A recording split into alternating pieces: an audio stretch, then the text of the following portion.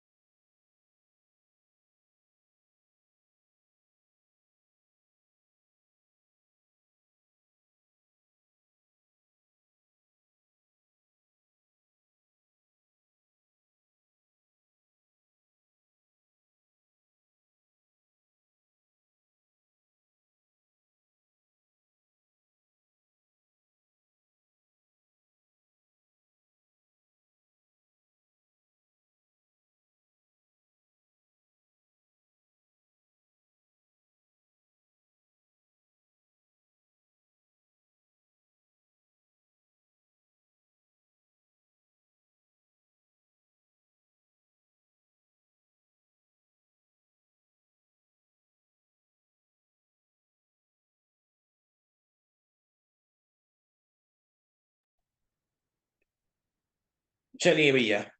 अरे मुझे पता है भाई, कुछ चीजें म्यूट करके भी बोलना पड़ता है, किसी और को कुछ बोलना है तो। क्या चाहते हैं आप? सब आपको सुना दें? हाँ, सब सुना दें आपको?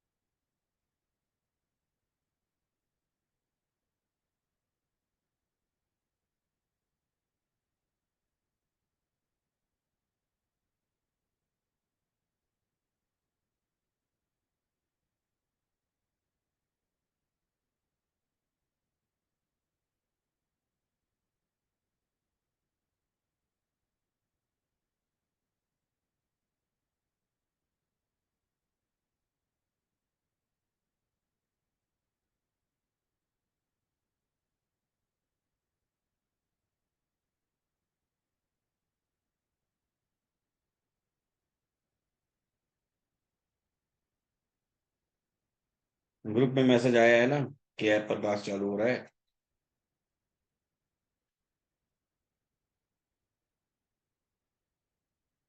नहीं आया तो जा रहा होगा, धीरे धीरे जाएगा ना। तभी तो आए हैं बहुत सारे लोगों में यहाँ। हम्म।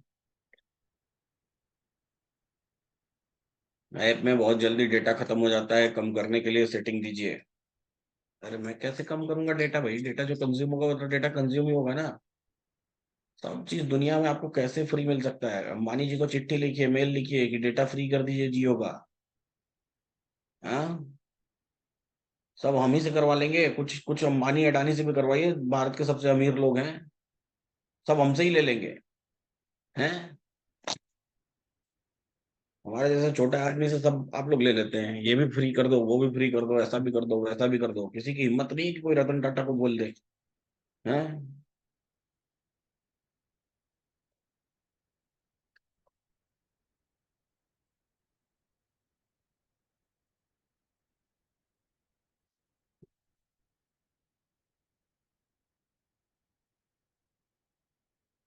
नहीं, नासिक नहीं आ पाया।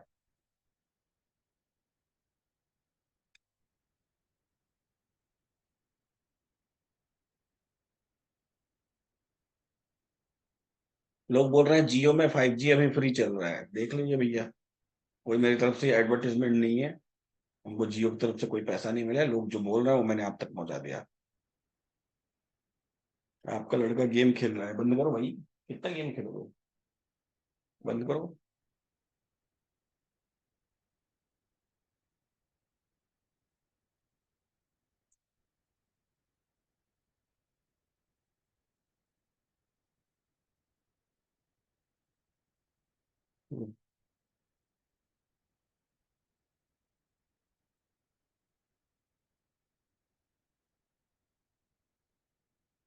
फ्री अभी है ना, कुछ दिन में पेड हो जाएगा भैया। ऐप पर वीडियो का डाउनलोड का ऑप्शन नहीं आएगा। चलिए, बहुत सारे लोग ज्वाइन हो गए हैं, लेकिन फिर भी अभी उम्मीद से बहुत कम लोग हैं। थोड़ी तकलीफ सबको आ रही होगी, इसलिए सबका इंतजार कर रहा हूँ,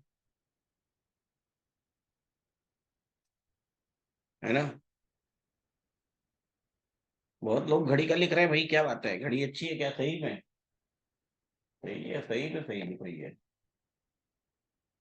मैच हुआ ही उसी में। सही है।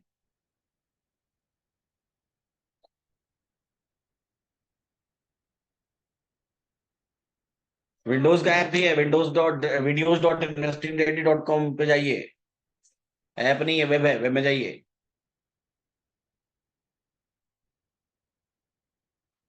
आपके कितने बच्चे हैं, जितनी हमारी कम्युनिटी सब हमारे बच्चे हैं। हैं? अब गिनती ही नहीं कोई।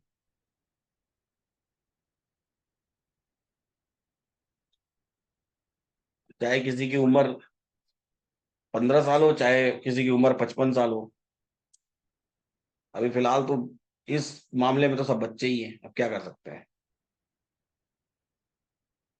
हैं? सही है ना।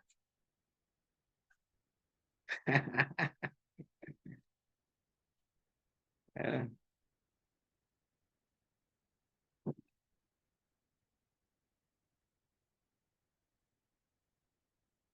सभी नए लोगों का स्वागत है।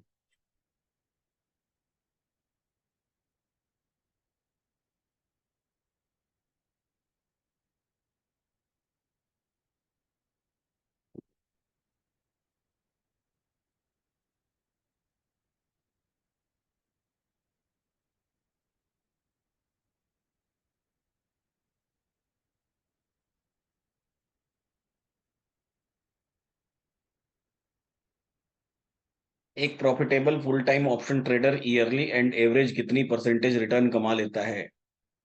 एक किराने की दुकान का व्यापारी ईयरली कितनी रिटर्न कमा लेता है, आप बताइए मेरे को, इसका आंसर दे दीजिए तो मैं आपको उसका आंसर दे दूंगा। सबसे बेसिक बिजनेस जो सबसे ज्यादा है पूरी दुनिया में, पूरे इंडिया में, छोड़िए किराना भी छोड़िए, एक चाय की दुकान का व्यापारी कितना रुपया कमा लेता है मंथली, एवरेज बताइए। कोई बता सकता है? एक चाय की दुकान का व्यापारी। 10,000 गलत जवाब। 20-25 गलत जवाब। कोई निकाल ही नहीं सकता भाई। इम्पॉसिबल है। इम्पॉसिबल है, हो सकता है कोई चाय की दुकान वाला 100 रुपए कमा रहा है, और हो सकता है कोई लाखों रुपए कमा रहा है। सबके अलग अलग डिपेंड करता है ना, सबकी अपनी अपनी कैपेसिटी पर, सबके अपने अपने एटमोसफियर पर, सबके अपने अपने दुकान पर, कौन सी जगह पर है, कौन से माहौल में है, कौन से एरिया में है, हर एक चीज पर, कौन सा मौसम चल रहा है, वहां कैसे लोग रहते हैं, बहुत सारी चीजों पर डिपेंड करता है ना। आप कोई भी नंबर लिखिए, सारे नंबर गलत हैं। आप कोई भी नंबर लिख दीजिए, सारे नंबर आपके गलत हैं। हो सकता है एक चाय की दुकान वाला ऐसी ऐसी जगह दुकान खोल के रखा हो जहां सिर्फ अगल बगल चार ही लोग रहते हो, और वो चार लोग भी 4 दिन में एक ही बार चाय पीने आते हो, तो सोचिए। सही है ना। तो डिपेंड करता है। वैसे ही ट्रेडिंग भी पे भी डिपेंड करता है कि कौन सा मौसम है, कौन सा दिन है, कैसा कैसा समय है, कैसे ट्रेडर्स हैं, कैसा माहौल है, कैसा सेफ ट्रेडर मिल रहा है नहीं मिल रहा है, बाजार किस फेज में चल रहा है, कोई न्यूज तो नहीं है, छुट्टी तो नहीं। बहुत सारे फैक्टर्स हैं जिसपे हम निकाल सकते हैं, सबके अपने अपने, किसके अंदर कितना गर्ड्स है ना। बहुत कुछ, बहुत कुछ अलग अलग फैक्टर्स पर डिपेंड करता है कि हम कितना कमा सकते हैं। हाँ, कोई नहीं कह सकता कि कौन कितना कमा सकता है। हाँ, कोई नहीं कह सकता था कि कल Glenn Maxwell double double century मार देगा। कह सकता था क्या? हाँ, जो कभी नहीं हुआ वो हो गया। तो कभी कुछ हो सकता है, कभी कुछ हो सकता है। कभी ये भी तो नहीं हुआ था कि 70 रन पर ऑस्ट्रेलिया के सात सात विकेट गिर जाए। सब बातें पॉसिबल हैं। सब चीज पॉसिबल है इस दुनिया में, इस बाजार में। Each and everything is possible. तो आप एवरेज से कुछ नहीं लगा सकते। आई बात समझ में? एवरेज से कुछ नहीं लगा सकते।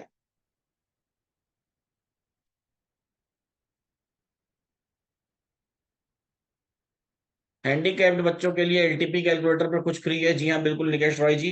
हैंडीकैप्ड बच्चों के लिए जो कम्युनिटी मेंबरशिप फी होती है, वो कम्युनिटी मेंबरशिप फी जितने परसेंट हैंडीकैप्ड हैं उतने परसेंट फीस का डिस्काउंट हो जाता है। अगर वो आई थिंक 60% का रूल है, 60% से ज्यादा हैंडीकैप्ड है तो उनकी कम्युनिटी मेंबरशिप फ्री हो जाती है। हैंडीकैप्ड लोगों के लिए, यानी कि दिव्यांग लोगों के लिए, एक अलग कम्युनिटी ग्रुप ऑलरेडी बना हुआ है। आप अपने आरएम से डिमांड कर सकते हैं, वो आपको ज्वाइन करवा देंगे।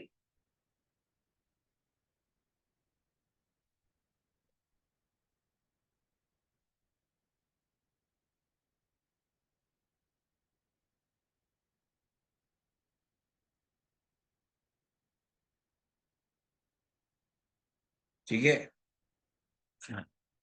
अभी भी एक्सपेक्टेड नंबर ऑफ पीपल नहीं आए हैं। मेरे को लगता है कि अभी भी बहुत सारे लोग ज्वाइनिंग करने में तकलीफ झेल रहे हैं। फिर भी क्लास स्टार्ट करते हैं।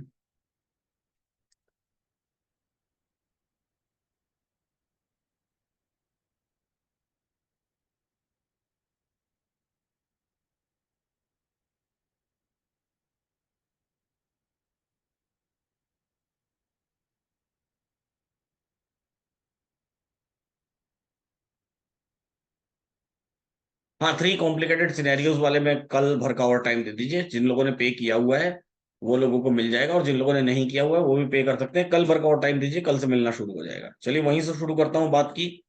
आपको क्या करना है, इस क्लास को देखने के लिए जो लोग नहीं जानते हैं उनको बता दीजिएगा। सबको तरीका बता देता हूँ। इस क्लास को देखने के लिए आपको जाना है videos.investingdaddy.com पर, या फिर आपको जाना है एलटीपी कैलकुलेटर के ऐप पर, या फिर आपको जाना है एलटीपी कैलकुलेटर के ऐप पर, और वहां जाकर के आप ज्वाइन लाइव क्लास का वीडियो देख सकते हैं। ज्वाइन लाइव क्लास का वीडियो देख सकते हैं। अब आपको करना क्या है, ये समझने की कोशिश करिएगा। चलिए मैं अपनी स्क्रीन शेयर करता हूँ। स्क्रीन को देखिएगा। videos.investingdaddy.com पर जाना है। videos.investingdaddy.com पर जाना है। यहाँ पर ज्वाइन क्लास की लिंक आएगी। इस ज्वाइन क्लास की लिंक पर क्लिक कर देंगे तो आपकी क्लास ज्वाइन होने लगेगी। पास्ट कोर्स वीडियोस में जाएंगे तो पास्ट कोर्स वीडियोस में अलग अलग तरह के कोर्सेज आप देख सकते हैं। इसके अलावा अभी जो ये 3 कॉम्प्लिकेटेड सिनेरियोज हैं, अभी अगर किसी ने इसके लिए पे कर दिया, मैंने देखा बहुत सारे लोग पे कर चुके हैं। तो जिन लोगों ने भी पे किया है वो लोग निश्चिंत रहें, धैर्य रखें। वो उसमें कुछ ग्लिच आ गया था, इस कारण से ये डिस्प्ले नहीं हो पाया। इसमें आएगा क्या, हर बार आप जब भी 49 रुपीज पे करेंगे तो नया इसमें आएगा। और कितना है, 49 है कि 59? 59 रुपीज है जीएसटी मिला के, है ना? तो नया इसमें आएगा। उसमें 3 कॉम्प्लिकेटेड सिनेरियोज के बारे में हिंदी और इंग्लिश दोनों में पीडीएफ लिखा रहेगा, तो उसको पूरा आप रीड कर सकते हैं। उसमें पूरा डिटेल्ड लिखा हुआ है कि कैसे कैसे बाजार मूव हुआ, क्या क्या मूवमेंट्स हुए उसमें, और उसकी वजह से क्या चार्ट्स में क्या क्या मूवमेंट आए। तो वो सब कुछ आपको वहां रीड करने के लिए मिलेगा। तो डिफरेंट डिफरेंट सिनेरियोज आपको मिलेंगे, और वो रीड करेंगे तो आप डिफरेंट डिफरेंट सिनेरियोज के बारे में बाजार में ज्ञान प्राप्त कर सकते हैं। ठीक है ना?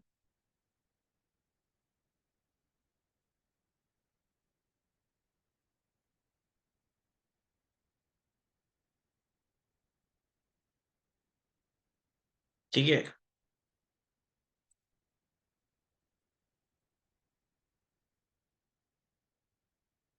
हाँ, हर बार 3 सिनेरियोज आएंगे। 59 देने के बाद फिर से 3 सिनेरियोज आपके खत्म हो जाएंगे, तो नया 3 सिनेरियो आएगा, तो उसके लिए फिर से 59 आपको पे करना पड़ेगा। बहुत मेहनत से बनता है भैया। ऐसे ही नहीं बन जाता है कि बैठ गया तो बन गया। कोई व्यक्ति उसके लिए मेहनत कर रहा होगा कंटिन्यूअसली, तो जाके वो 3 सिनेरियो ढूंढेगा, उसके बारे में लिखेगा। तो उसको उसकी मनरेगा वाली मजदूरी तो देंगे ना। आप तो उससे भी कम दे रहे हैं, लेकिन देना तो चाहिए, देना तो बनता है। हाँ, तमिल मुझे नहीं आती है, ट्रांसलेट करवाता हूँ, है ना? कितने दिन तक अकाउंट में शो होगा, ये आपको शायद हमेशा शो होता रहेगा, या 30 दिन का है, 30 दिन शो होगा, 30 दिन शायद, 30 दिन में आप उसको पढ़ लेंगे। टोटल बहुत सारे सिनेरियो आते रहेंगे 3-3 करके। रामानंद जी जोड़ रहे हैं, 10 रुपया गुणा 59 multiplied by is equal to कितना हो गया, 5,90,000 रुपया। बहुत बढ़िया, समोसे की दुकान पे खड़े हो जाइए, कितना समोसा बिका। बिल्कुल 5,90,000 रुपया होता है, और 20,000 से कर लीजिए तो 11 लाख रुपया होता है, और होना भी चाहिए। है, क्यों नहीं हो, क्यों नहीं हो 11 लाख रुपए, और क्यों नहीं कमाए बताइए आप मेरे को। एक से बढ़ के एक लोग हैं दुनिया में भैया। प्लेटफॉर्म का कोई चार्ज लगता नहीं है, सर्वर्स फ्री में हैं, और डेवलपर लोग फ्री में हवा खा के रह जाते हैं, और क्या बोलते हैं, इंटरनेट भी फ्री में चलता है, और जो है कि ये वेबसाइट भी फ्री में खरीदी जाती है, सब हवा खा के रहते हैं। बस 5,90,000 रुपये जोड़ना आता है, और कुछ जोड़ना नहीं आता है। 10,000 रुपये, 5,000 रुपये सैलरी में भी तो घर का खर्चा चल सकता है, काहे स्टॉक मार्केट में इतनी मेहनत कर रहे हैं। किराने का सामान 5,000 रुपये से ज्यादा का थोड़ी आता है, आराम से घर के खर्चे चल जाएंगे। 5,000 रुपये में, सिर्फ 5,000 रुपये में 5 लोग खा लेंगे आराम से पूरे महीने।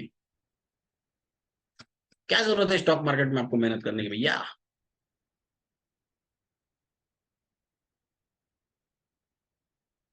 सही बोल रहा हूँ ना। हाँ, क्या जरूरत है स्टॉक मार्केट में आपको इतनी मेहनत करने की। 5,000 रुपये में घर का खर्चा चल जाता है।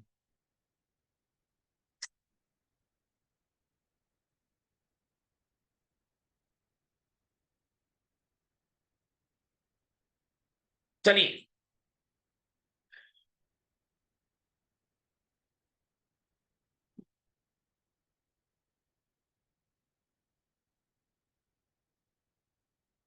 आपको videos.investingdaddy.com पर जाना है, फिर से बता देता हूँ, videos.investingdaddy.com पर जाना है, पास्ट कोर्स वीडियो पे क्लिक करना है, सबसे नीचे आएगा option chain mastery 3 complicated scenarios, इसमें आपको चले जाना है, और इसमें आपको दिखाई देना शुरू हो जाएगा। अभी फिलहाल स्टार्ट क्लास करेंगे तो आपको कुछ नहीं दिखाई देगा। क्यों? क्योंकि अभी वो उसमें कुछ टेक्निकल ग्लिच आ रहा है, कल से ये सही हो जाएगा, कल से आपको दिखना शुरू हो जाएगा। जो लोग पहले से पे कर चुके हैं वो निश्चिंत रहें, कोई दिक्कत वाली बात नहीं है, उनको दिखाई देना शुरू हो जाएगा। ठीक है, वीआईटी चालू हो जाएगी अगले हफ्ते से, फिर से वीआईटी चालू कर देंगे। ठीक है, कोशिश करेंगे कि वीकली हर हफ्ते आपके पास आए नए 3 सिनेरियोस। जी, क्रिटिक्स को प्यार दिखाना चाहिए। मोहब्बत 7 जन्मों में अधूरी थी, अधूरी है, मोहब्बत लफ्ज है आधा, जुगल की भी ना पूरी है।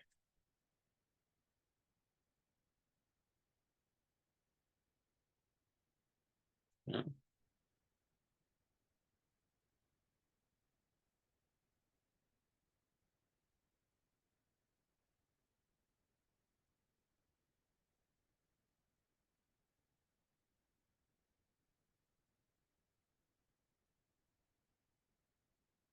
चलिए, अब आज के पोस्ट मार्केट एनालिसिस पर चलते हैं, आज के बाजार को देखने की कोशिश करते हैं। आज का बाजार, निफ्टी, बैंक निफ्टी और फिन निफ्टी। निफ्टी में मैंने आपको वॉइस नोट बोला था, कितने लोग आज वॉइस नोट सुने थे? कितने लोग आज वॉइस नोट सुने थे भैया? सही था? क्या था? हिस्टोरिकल डेटा देखने की कोशिश करते हैं। एक कंपेयर फीचर एलटीपी कैलकुलेटर में और ऐड हो गया है, आपको होम बटन पर क्लिक करना है, होम बटन पर क्लिक करने के बाद यहां पर देखिए ऑप्शन चेन टाइप में जाना है, और कंपेयर पर क्लिक करना है। कंपेयर पर क्लिक करेंगे तो ये देखिए अब परसेंटेज आपको लाइव दिखनी शुरू हो जाएगी। इस वीकेंड तक आपको बहुत बहुत और नए चेंजेस दिखाई देंगे एलटीपी कैलकुलेटर में। इसकी स्मूथनेस अब आपको मस्त मजा आ रहा होगा, कितना स्मूथ चल रहा होगा अभी ये। Each and everything, updation, smoothness, सब चीज।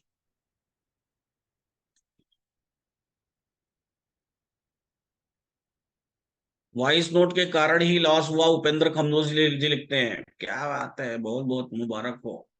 यस, होना भी चाहिए। वॉइस नोट के कारण तो लॉस होना ही चाहिए आप। अगर वॉइस नोट को आप एडवाइजरी बना लेंगे तो निश्चित निश्चित रूप से लॉस होना चाहिए। चाहिए।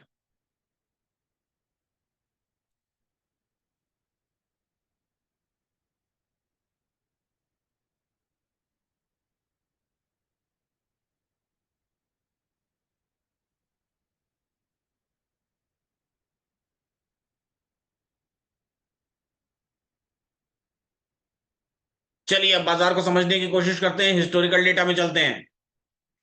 मॉर्निंग में 9:15 AM,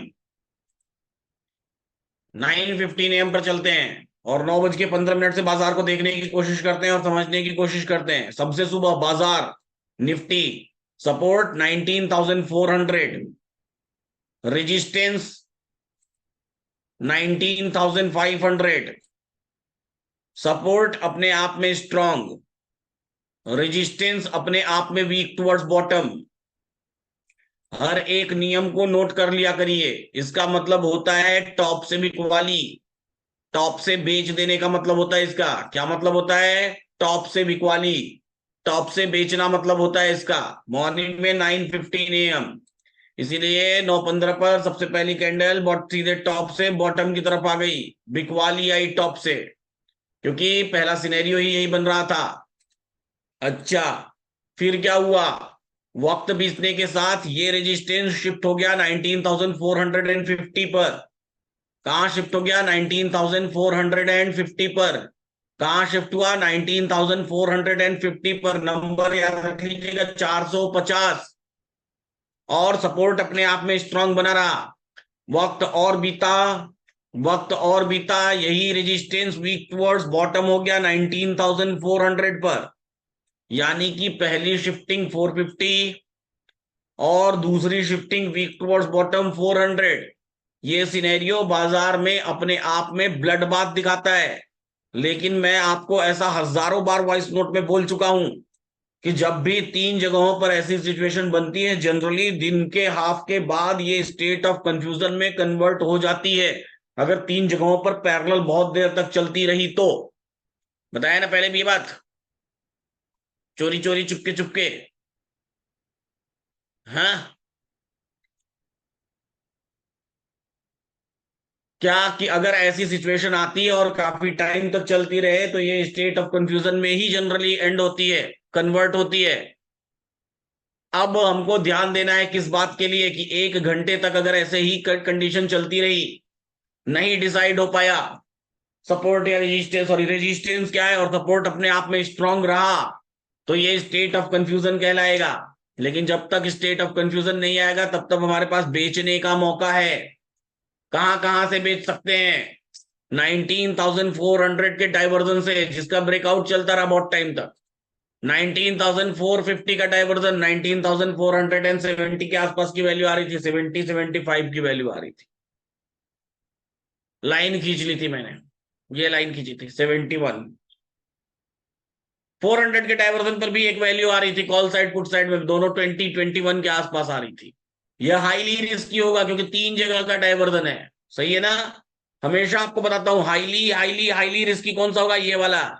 क्यों? क्योंकि इससे ऊपर 150 पॉइंट्स का मूवमेंट आ सकता है, इसलिए हाईली हाईली हाईली रिस्की होता है अगर यहां से कोई पुट खरीदने की कोशिश आप करते हैं। पहले बताया कि नहीं है? पहले बताइए ये बात कि नहीं बताइए? छिपा के तो नहीं रख ली थी अपने पास? है? चोरी से? नहीं बताया था? बताया था, बताया था। चलिए, अच्छा, फिर क्या हुआ? फिर ये सपोर्ट, फिर ये रेजिस्टेंस 450 से 400 पर शिफ्ट हो गया और फिर यहीं पर बाजार चलता रहा, चलता रहा, चलता रहा, चलता रहा, चलता रहा, काफी देर तक चलता रहा। हमारा नियम क्या है?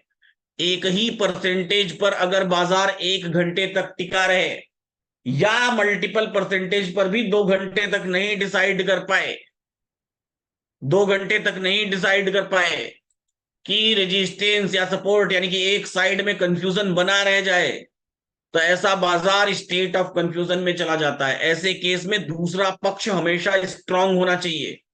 स्ट्रांग रहेगा तो ही हम इसको स्टेट ऑफ कंफ्यूजन कहेंगे। और स्ट्रांग पक्ष क्या है? 19,400 यानी कि सपोर्ट। तो जब भी हमारी खरीदारी बनेगी एक्सटेंशन ऑफ सपोर्ट से बनेगी, जो कि 375 पर है। ये सेफ खरीदारी होती है, अपने हाथ में लाइन खींची हुई है। रिस्की खरीदारी, रिस्क लेने वाली खरीदारी 19,450 के डाइवर्जन यानी कि 425 से रिस्की खरीदारी बनती है, जो रिस्क लेने वाली बात है। क्यों? क्योंकि ये बाजार हाई कहां तक लगाने की क्षमता रखता है? दोनों के डाइवर्जन यानी कि 500 के भी डाइवर्जन तक जाने की क्षमता रखता है, 510-15। पहला तो वीक टुवर्ड्स टॉप 450 तक का है, तो 450 का डाइवर्जन। दूसरा 500 का भी डाइवर्जन। तो हमारे लिए 425 के आसपास से रिस्की कॉल की खरीदारी बन जाती है, लगभग 11, सवा 11, साढ़े 11 बजे के बाद। इन दिस रीजन इवन हो सकता है कुछ लोगों ने यहीं पर खरीदारी कर ली हो, कोई बहुत बड़ी बात नहीं है। एक बार एक दो कैंडल नीचे बनी थी, कोई फर्क नहीं डालता है। हाँ, जिन लोगों को रिस्की ट्रेड लेने की आदत नहीं होगी और फिर भी लिया होगा, वो हो सकता है एक दो कैंडल में डर के लॉस काट के भग गए होंगे। तो ये उनकी सबसे बड़ी गलती है, सबसे बड़ी बेवकूफी है। अगर आप रिस्की ट्रेड ले रहे हैं तो सीधी सी बात है कि आपको रिस्की ट्रेड लेने के समय आपको ये इंतजार करना होगा कि एवरेजिंग यहां आएगा तभी करूंगा, नहीं तो नहीं करूंगा। बाजार कहां तक जाएगा? ये पहला डाइवर्जन यहाँ है, दूसरा डाइवर्जन उसके ऊपर यहां पर आएगा। तो बाजार अपने डाइवर्जन तक जाएगा, डाइवर्जन पर हम प्रॉफिट बुकिंग करते हुए चलेंगे और इंतजार करेंगे। बाजार अपने एक डाइवर्जन ऊपर गया, उसके बाद समय खत्म हो गया, दूसरे डाइवर्जन पर नहीं जा पाया, काम अभी पूरा नहीं कर पाया। और जब भी बाजार काम नहीं पूरा कर पाता है तो अगले दिन क्या करता है? जब भी बाजार काम नहीं पूरा कर पाता है तो अगले दिन क्या करता है? जो अधूरा काम है उसको कंप्लीट करने की कोशिश करता है, यानी कि गैप अप ओपनिंग की संभावनाएं बनाने की कोशिश करता है। देखिए अभी 44 पॉइंट्स ऊपर है गिफ्ट निफ्टी, है ना? तो गैप अप ओपनिंग की संभावनाएं यानी कि कल, यानी कि एक्सपायरी, यानी कि कल के दिन का हाई, अगर बाजार में कोई सिनेरियो चेंज नहीं हुआ तो अभी से बता देता हूं, कल के दिन का हाई बाजार में कोई सिनेरियो चेंज नहीं हुआ तो अभी अभी से बता देता हूं, 500 तक मार्केट में रेजिस्टेंस शिफ्ट हो चुका है, यानी कि 536। ये लाइन खींच लीजिए, 536। पहली बात तो ये हो गई। दूसरी बात, ये कल के दिन की हाई की बात कर रहा हूं, आज का नहीं, आने वाला बाजार। दूसरी बात, दूसरी बात ये है कि अगर ये सब रेजिस्टेंस चूंकि शिफ्ट होके वापस शिफ्टिंग हुई है, 500 से ही गया था, ये कोई शिफ्टिंग बॉटम से टॉप की नहीं हुई है, तो मोस्ट प्रोबेबली यही कल के दिन का हाई, मोस्ट प्रोबेबली। और कभी कभी रेजिस्टेंस वीक टुवर्ड्स बॉटम होकर के फिर स्ट्रांग होता है, तो कभी कभी शायद मार्केट एक आधी डाइवर्जन एक्स्ट्रा ऊपर चला जाता है। तो बहुत सरप्राइज मत होइएगा अगर 580 अगर हीट कर दे तो, अदरवाइज बहुत रेयर या कम चांसेस, यानी कि this is the top of this week, ये इस हफ्ते का टॉप होना चाहिए। और जब ये टास्क कंप्लीट कर लेगा उसके अकॉर्डिंग जो नया बाजार बनेगा उसके हिसाब से बाजार चलना चाहिए। हालांकि अभी तक इतने दिनों में हमने देखा है, वेंसडे से वेंसडे तक आज भी बाजार 443 पर आकर के क्लोज हुआ। हमारी वीकली रेंज 340 की है, तो अभी भी 100 पॉइंट ही एक्स्ट्रा ऊपर निकला है, बहुत ज्यादा ऊपर नहीं निकला है। स्ट्रगल किया है यहां पर बाजार, कंटिन्यूअसली कंटिन्यूअस स्ट्रगल किया है। तो हम ये उम्मीद कर सकते हैं कि कहीं 400 के आसपास भी इर्द गिर्द भी आके क्लोज हो, तो हमारी वीकली रेंज के कंट्रोल में हो सकता है कि बाजार आ जाए। लेकिन वो कल के दिन की सिचुएशन देखने पर डिपेंड करेगा कि कैसी सिचुएशन में कल का दिन का बाजार रहता है। अकॉर्डिंगली ही हमको देखना पड़ेगा, समझना पड़ेगा। However gap of opening and top of 536 is easily expected, ये एक्सपेक्टेड है कि ऐसा हो सकता है। पोजिशनल ट्रेडिंग में फेडरल बैंक ऑलरेडी टारगेट दे चुका है कैश में। और एक कौन सा स्टॉक लिया था मैंने, प्रॉफिट बुक कर लिया, बताया था ना आपको, 50 रुपए मिला उसमें। ए से कुछ नाम था, आरती इंडस्ट्रीज। आरती इंडस्ट्रीज अपना टारगेट दे चुका है, 500 का हाई लगा चुका है 450 से, ओआई टू ओआई में, ओआई टू ओआई में, है ना, ओआई टू ओआई में। पोजिशनल स्टॉक्स देखने के लिए कल की वीडियो जो रिलीज हुई है, वो वीडियो का पहला पार्ट है और दूसरा पार्ट कल रिलीज होगा, वो जरूर देखिएगा कि कैसे पोजिशनल स्टॉक सिलेक्शन करते हैं। चलिए अब चलते हैं बैंक निफ्टी पर, और बैंक निफ्टी पर देखने की कोशिश करते हैं। बैंक निफ्टी में भी एक बेहतरीन सा सुपर ट्रेड हमको दिखाई दिया था। बैंक निफ्टी 9:15 AM, 9:15 सुबह,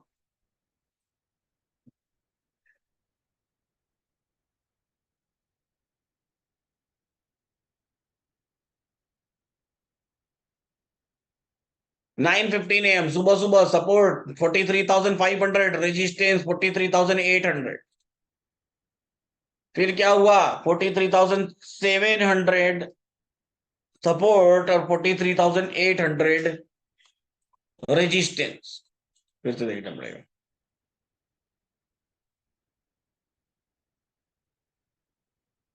हाँ, 43,500 पर सपोर्ट, वीक टुवर्ड्स टॉप, 43,800 पर रेजिस्टेंस, अपने आप में weak towards top. Support bottom से टॉप पर शिफ्ट हुआ 43,500 से 700 पर, रेजिस्टेंस 43,800 से 44,000 पर, वीक टुवर्ड्स टॉप। सुबह सुबह बाजार देखने में बुलिश लग रहा है, resistance weak towards top, top पर शिफ्ट हो गया, support weak towards top, top पर शिफ्ट हो गया 43,700 और 43,800। ऐसे केस में बॉटम से खरीदारी का माहौल बनता है, लेकिन समस्या यहीं से शुरू हुई। पहली समस्या, रेजिस्टेंस किसी नए प्लेस पर वीक टुवर्ड्स बॉटम हो गया 44,700 पर। दूसरी समस्या, दूसरी समस्या भी दिखा देता हूं समय बीतने के साथ। रेजिस्टेंस 43,700 पर वीक टुवर्ड्स बॉटम हो गया। दूसरी समस्या भी दिखाता हूं अभी।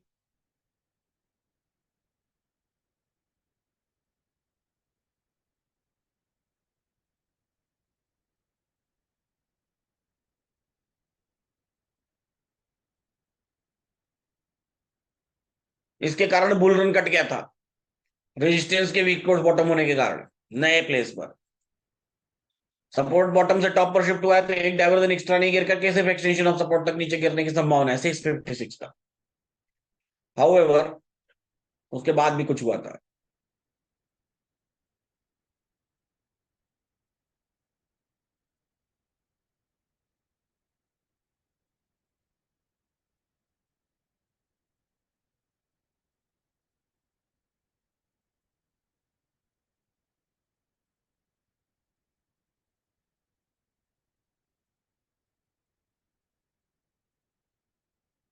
देखते हैं।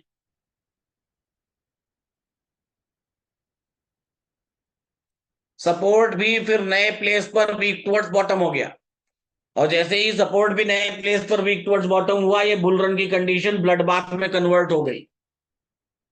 ये बुल रन की कंडीशन ब्लड बाथ में कन्वर्ट हो गई। ऐसे केस में हाईली रिस्की ट्रेड 764 से बिकवाली और एटलीस्ट 580 तक की बिकवाली, 760 से 580 लगभग 180 पॉइंट्स के आसपास ये ट्रेड हमको दिखाई दे रहा था। अगर 754-55 के आसपास बाजार हमको मिल जाता। क्यों? क्योंकि अब ये बेरिश केस है, बुलिश केस नहीं है, ब्लड बाथ का केस है। बैंक निफ्टी देखते हैं।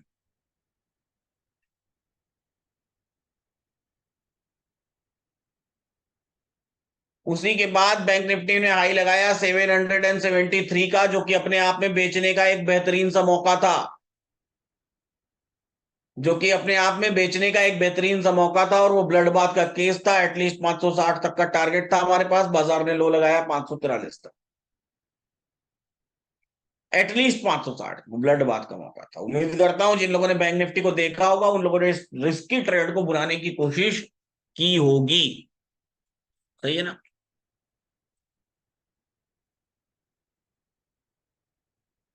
तो ये कि नहीं किया था?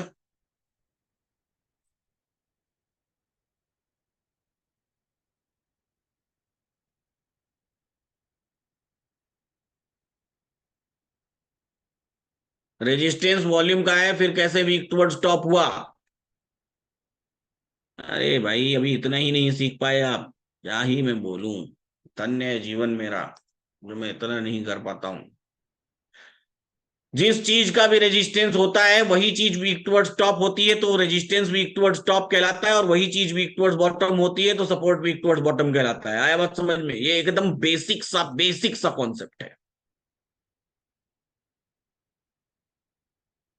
Basic concept. बसंत कुमार जी आप यहाँ अकेले नहीं है, ज्यादा लाल चेहरा दिखा के भेजने की जरूरत नहीं है। टाइम पास मत करो, मैं टाइम पास कर रहा हूँ तो आप जाइए घर। परेशान मत करिए, इरिटेट मत करिए मेरे को। खुद के पैरों पर कुल्हाड़ी मत मारिए, ठीक है? शर्म आनी चाहिए आपको ऐसे बोलने से पहले बसंत कुमार जी। पता नहीं क्या ही उम्र होगी आपकी, और पता नहीं क्या ही सीखा होगा आपने। चलिए,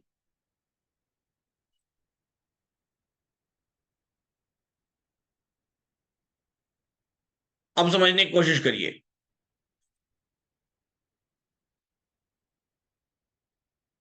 तो रेजिस्टेंस वीक टुवर्ड्स टॉप, उसके बाद वीक टुवर्ड्स बॉटम हो गया। सपोर्ट वीक टुवर्ड्स टॉप, उसके बाद वीक टुवर्ड्स बॉटम हो गया। वॉल्यूम का रेजिस्टेंस वीक टुवर्ड्स बॉटम होने से, टॉप होने से कोई फर्क नहीं पड़ता है। इमेजिनरी लाइन पर स्ट्राइक प्राइस की जोड़ी में से जो भी इमेजिनरी लाइन के ज्यादा करीब होगा वही रेजिस्टेंस या सपोर्ट कहलाएगा। तो ओपन इंटरेस्ट इमेजिनरी लाइन, इसका भी क्लास दिया हुआ है मैंने। अगर ये यहां से ऊपर जा रहा है तो ये तो वीक टुवर्ड्स टॉप, बॉटम से टॉप पर शिफ्ट हो गया, कोई दिक्कत नहीं। लेकिन अगर ये इसको डबल क्रॉस कर रहा है, धोखा दे रहा है ना, डबल क्रॉस कर रहा है, डबल क्रॉस की ना जाने कितनी क्लासेस चलवाई है। डिच कर रहा है, उसको धोखा दे रहा है, इमेजिनरी लाइन के ज्यादा करीब जाने की कोशिश कर रहा है। और अगर ऐसी कोशिश करेगा तो ये resistance automatically weak towards bottom कहलाने लगेगा, और सपोर्ट इसमें ऐसी कोशिश होती तो वीक टुवर्ड्स टॉप। ये तो फ्री के ज्ञान में यूट्यूब के क्लासेस में भी ये वीडियोस अवेलेबल है, देखना पड़ेगा आपको। बहुत साधारण बात है, देखिए यहां पर एक एक मूव मायने रखता है ऑप्शन चेन में। Option chain is like each and every move is important. छोटा से छोटा छोटी जानकारी को अगर आपने छोड़ दिया तो वो आपका पैसा लेके चली जाएगी, छोटी से छोटी जानकारी को। इसलिए हर एक जानकारी महत्वपूर्ण है। You are the investigator. आप इन्वेस्टिगेटर हैं, तहकीकात करना शुरू कर दीजिए, जासूस बना लीजिए अपने आप को। दो बातों का हमेशा ख्याल रखिए, each and everything has to be identified, tested. आंखें हमेशा खुली रखनी है, कभी भी रिलैक्स नहीं होना है, ठीक है? कभी भी रिलैक्स नहीं होना है जब तक आपका ट्रेड चल रहा है, स्पेशली, है ना? ओआई बहुत जल्दी भाग जाता है, ओआई पर ट्रस्ट करना मुश्किल है। वो तो अपना अपना रिस्क लेने की कैपेसिटी है, करना है करिए, नहीं करना है मत करिए। वो तो डिपेंड करेगा ना, तो आपके ऊपर डिपेंड करेगा, आपके एक्सपीरियंस पर डिपेंड करेगा, है ना? मार्केट में ये दिख रहा है कि ये होगा, हमने ट्रेड लिया नहीं लिया वो डिपेंड करता है कि हमको कितना उस पर भरोसा है तो लेंगे, नहीं है तो नहीं लेंगे, छोड़ देंगे, देखेंगे, बस वॉच करेंगे। तो वो तो डिपेंड करेगा ना, तो डिपेंड करेगा।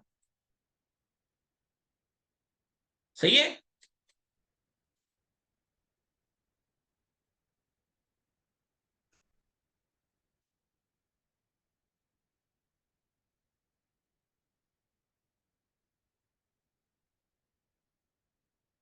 मेन कैप्टन किसको मानना है, ओआई को या ओआई चेंज? ये जितने लोग ये सवाल पूछ रहे हैं, मेरे को ऐसा प्रतीत हो रहा है कि ये लोग पुरानी क्लासेस की वीडियोस नहीं देखते हैं। भैया देखा करिए, आप ही लोगों के लिए बनाया हुआ है, each and every class is made for you. जरूर देखा करिए। हाउएवर, देखना बहुत जरूरी है, नहीं देखेंगे तो ये सब सवाल आपके मन में हमेशा आएंगे। किसको माने राजा, कौन किंग है, ओआई या वॉल्यूम या ओआई चेन? क्या ज्यादा इंपॉर्टेंट है, क्लच, ब्रेक या एक्सेलरेटर? क्या इंपॉर्टेंट है? हाँ, बोलिए भैया।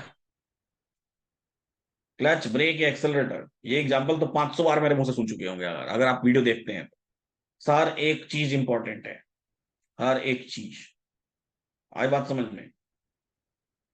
हर एक चीज इंपॉर्टेंट है। ठीक है ना? चलिए।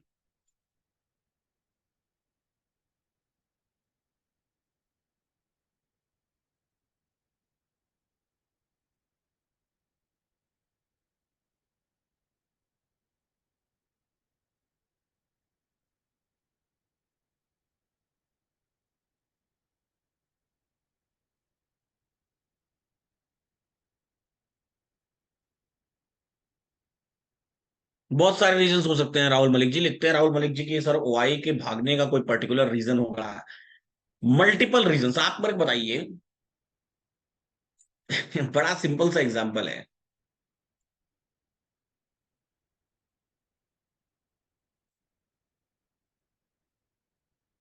There can be multiple reasons, multiple reasons हो सकते हैं। मल्टीपल रीजंस क्या होते हैं?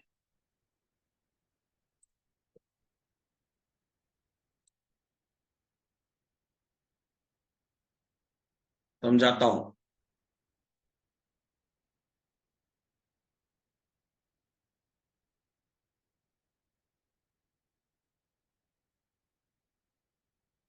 ये क्या है, कोई बता सकता है? हम्म। ये क्या है, कोई बता सकता है?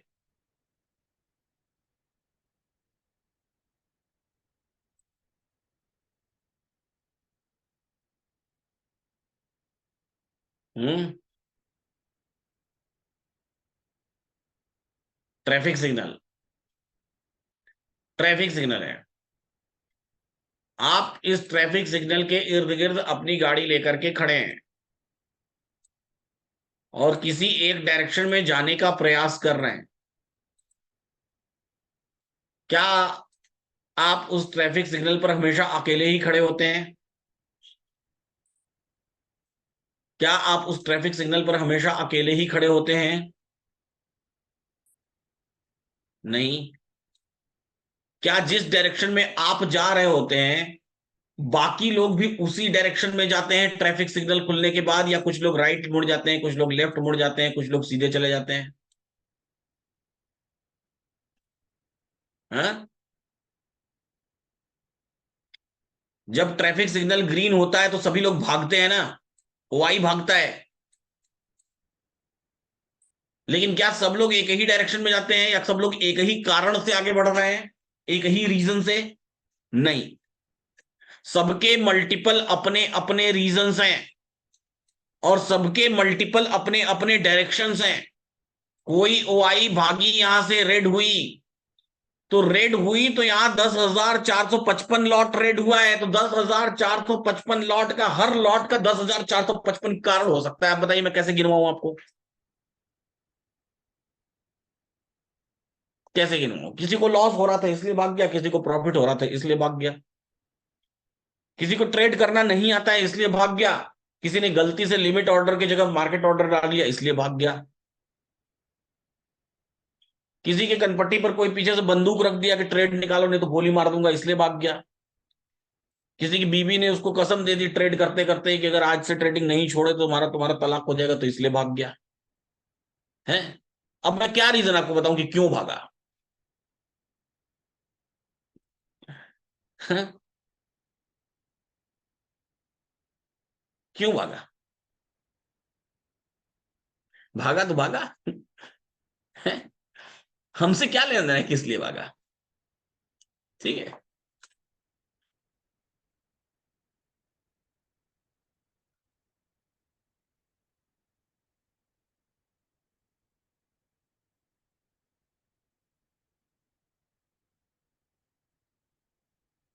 अब समझिएगा।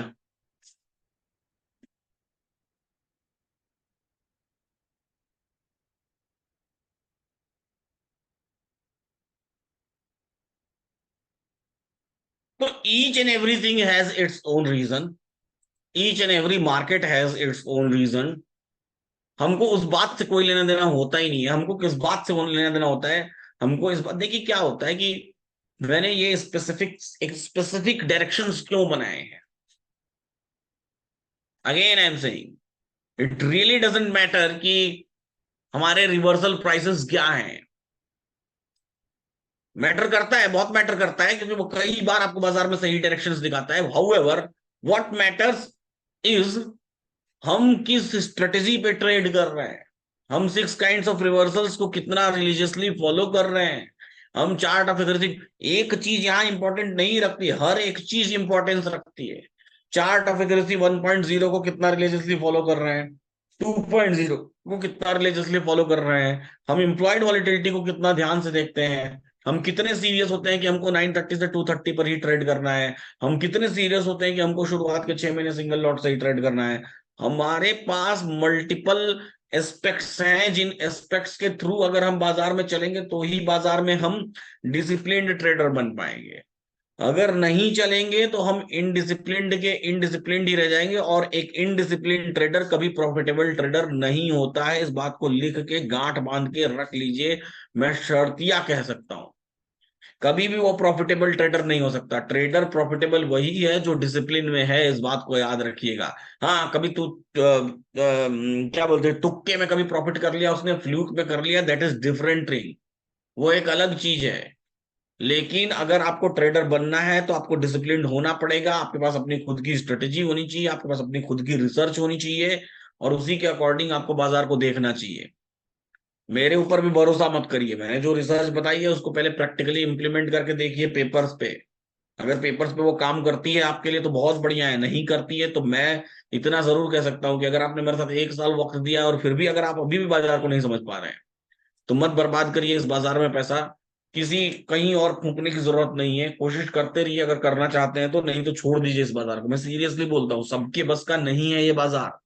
हर कोई ट्रेडर नहीं बन सकता, हर कोई क्रिकेटर नहीं बन सकता, हर कोई डॉक्टर नहीं बन सकता, हर कोई इंजीनियर नहीं बन सकता, हर कोई आईएएस नहीं बन सकता, हर कोई पीएम नहीं बन सकता। सबके बस की हर बात नहीं होती है। तो वैसे भी ट्रेडिंग सबके बस की बात नहीं होती है, कुछ ही लोगों के बस की बात होती है, जिनका दिमाग उस लेवल तक हिट कर पाता है, कर पाएगा। लेकिन इसका ये भी मतलब नहीं कि हम अपने प्रयास करने छोड़ दें। प्रयास तो सभी लोग करते हैं ना, कोशिश हर कोई करता है, मन में इच्छाएं सबकी होती हैं कि अपने जीवन में बहुत सारा पैसा कमाया जाए, और उसके लिए प्रयास भी करता है आदमी, जीवन भर लगा रहता है। इसका ये मतलब नहीं कि प्रयास करना छोड़ देगा, लेकिन एक समय के बाद, एक स्टेज के बाद उसको ये मान लेना चाहिए कि ये वाला काम मेरे बस का नहीं है, मुझे इसमें ज्यादा पैसा नहीं फूकना चाहिए। ठीक है ना?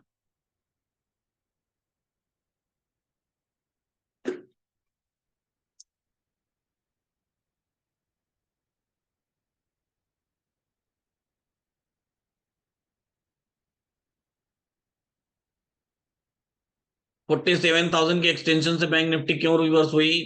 48,000 से क्यों नहीं? हाईली रिस्की है, हो सकती है, उसकी मर्जी है, इसका कोई रीजन थोड़ी है। वो तो रिस्की ट्रेड है, रिस्की से रिवर्स हो गई, चाहती तो सेफ पे चली जाती। वो तो डिपेंडिंग अपॉन मोमेंटम ना, कैसा मोमेंटम बन रहा है। रिस्की और ट्रेड के बीच में कोई, हम ऐसे कैसे डिसाइड कर सकते हैं कि क्यों हुई और क्यों नहीं हुई, क्यों डास डाइवर्जन नहीं लिया, क्यों एक्सटेंशन तक नहीं गई।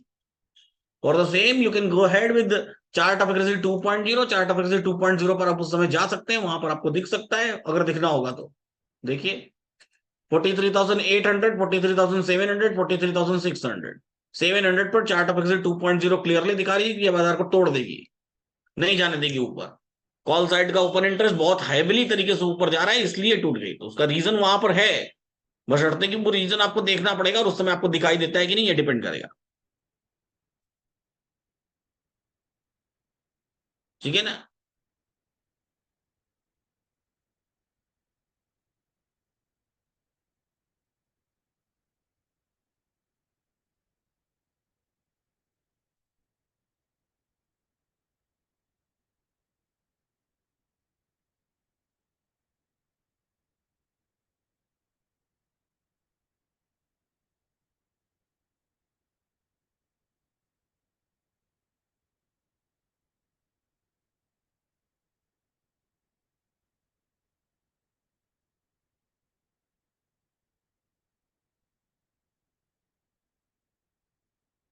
चलिए,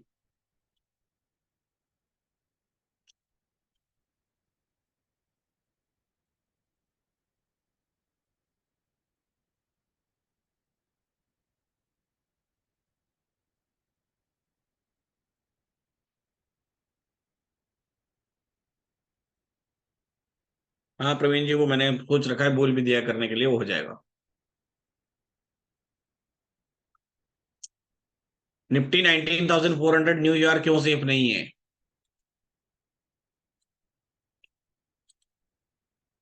19,400 न्यूयॉर्क इसलिए सेफ नहीं है क्योंकि उसमें शिफ्टिंग पूरी हुई नहीं है।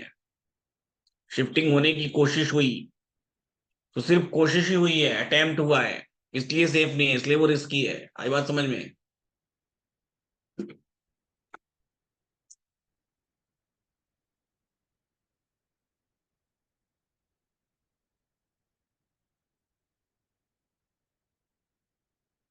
जी पवन सर, यहाँ होम बटन पर क्लिक करिएगा और यहाँ ऑप्शन चेन टाइप में जाइएगा और यहाँ कंपेयर फीचर पे ऐड कर लीजिएगा, तो मिल जाएगा आपको। ठीक है।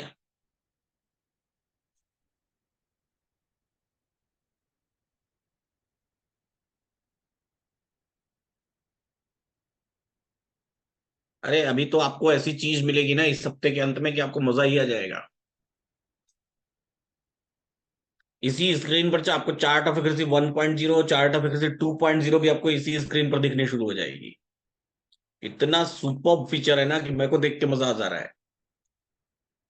सेम एक ही जगह पर, अलग टैब में जाने की जरूरत ही नहीं है। कंपेयर से लेके कैलकुलेशन से लेके each and everything on single screen, एक ही स्क्रीन पर, इसी स्क्रीन पर। सिर्फ और सिर्फ आप हिस्टोरिकल डेटा में जाएंगे तो ही आपको नया टैब खुलेगा, अदरवाइज सब कुछ इसी स्क्रीन पे दिखेगा आपको।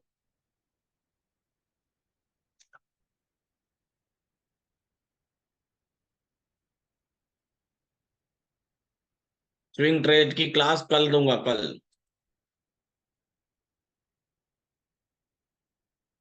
अब चलिए आगे की बात करते हैं, समझने की कोशिश करते हैं। कल के बाजार के बारे में मैंने आपको स्लाइट आइडिया दे दिया है, जैसा मुझे दिखाई दे रहा है वो मैंने दे दिया है। इसका ये बिल्कुल मतलब नहीं कि इसकी गारंटी ही है नहीं होए। जो जो होना होगा वही होगा। हाउएवर हम ये एक प्रेडिक्शन कर सकते हैं। इस प्रेडिक्शन के बिहाफ पर मैं बता दूं, मैं पर्सनली खुद ट्रेड नहीं लेता हूं। ठीक है ना, कि ऐसा ये प्रेडिक्शन हो रहा है तो इसके बिहाफ पर मैं खुद ट्रेड ले लूंगा।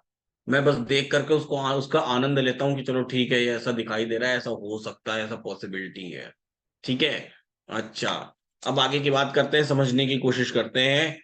इसके आगे की बात, इसके आगे की बात यह है कि भैया जिन लोगों को भी चाहते हैं कि उनका बच्चा एक ऐसे सीबीएसई बोर्ड के स्कूल, बोर्डिंग स्कूल में पढ़े जो कि क्लास 6 से स्ट्रक्चर्ड फाइनेंशियल एजुकेशन देता हो, तो हमारा ही that is international school, Varanasi से लगभग 35 किलोमीटर दूर, फुली एयर कंडीशनड स्कूल और फुली एयर कंडीशनड हॉस्टल।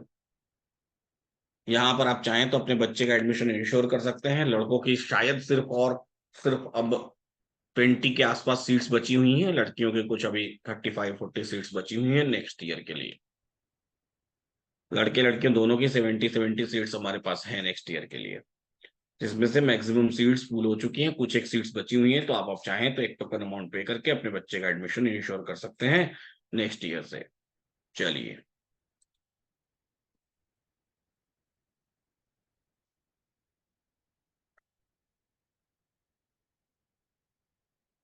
अब आगे की बात करते हैं। अब डेली क्लास इसी ऐप पर ही चलेगी ना। अब चलिए मैं चलता हूं।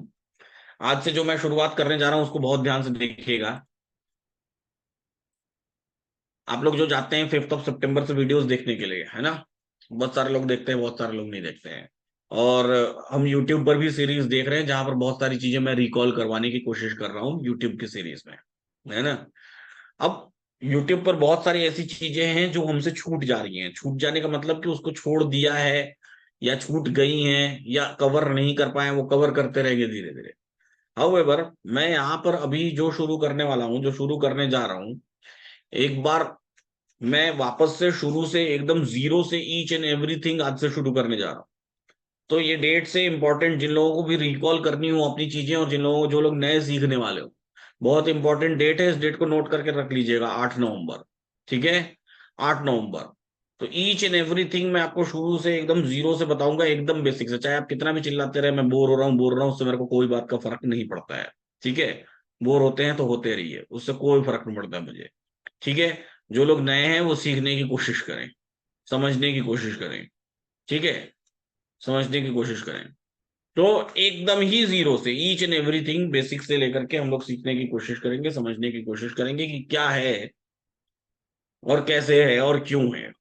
ठीक है, इस बात की शुरुआत होती है टोटल, जो ऑप्शन चेन है, इस बात की शुरुआत होती है हमारी कि ऑप्शन चेन के बारे में हम बात कर रहे हैं, या ऑप्शन चेन की शुरुआत हो रही है। तो ऑप्शन चेन की शुरुआत होती है हमारी इस बात से कि हम में से बहुत सारे लोगों को ऐसी गलत फहमी होती है कि ऑप्शन चेन का मतलब होता है कि हमको ऑप्शन में ट्रेडिंग करनी है।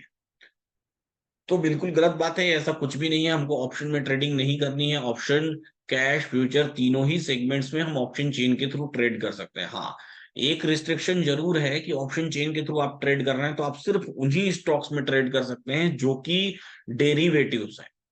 डेरिवेटिव्स का मतलब क्या होता है? डेरिवेटिव्स का मतलब होता है फ्यूचर एंड ऑप्शन में ट्रेडेबल स्टॉक। अब फ्यूचर क्या होता है और ऑप्शन क्या होता है, इस बात को समझना हमको बहुत जरूरी है अगर हम बाजार को समझने की कोशिश करने जा रहे हैं तो। देखिए, मार्केट में हम कौन से इंस्ट्रूमेंट से ट्रेड करते हैं इस बात से हमको ज्यादा कोई फर्क नहीं पड़ना चाहिए। आप में से कुछ लोग ऐसे होते हैं जो ये सोचते हैं कि सर मेरे को अभी ऑप्शन में प्रॉफिट नहीं हो रहा है तो मैं फ्यूचर में कुछ दिन करके देख लूं क्या। कोई फायदा नहीं होने वाला है।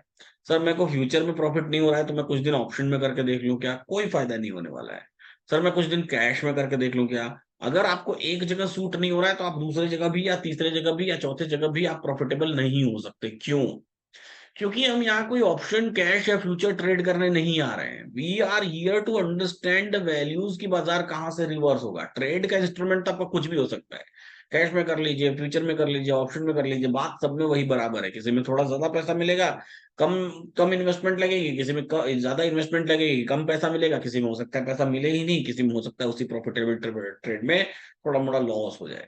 तो ये डिपेंड करता है अलग अलग इंस्ट्रूमेंट्स पर कि कौन से इंस्ट्रूमेंट में हम ट्रेड कर रहे हैं। तो इस बात पे हमको ज्यादा फोकस नहीं करना चाहिए। सुबह सुबह आपका जब माइंडसेट होता है, पहला पहला चीज आपके दिमाग में जो पहला ख्याल आता है वो मार्केट को लेकर के ये नहीं आना चाहिए कि आज कॉल खरीदना है कि पुट। गलत।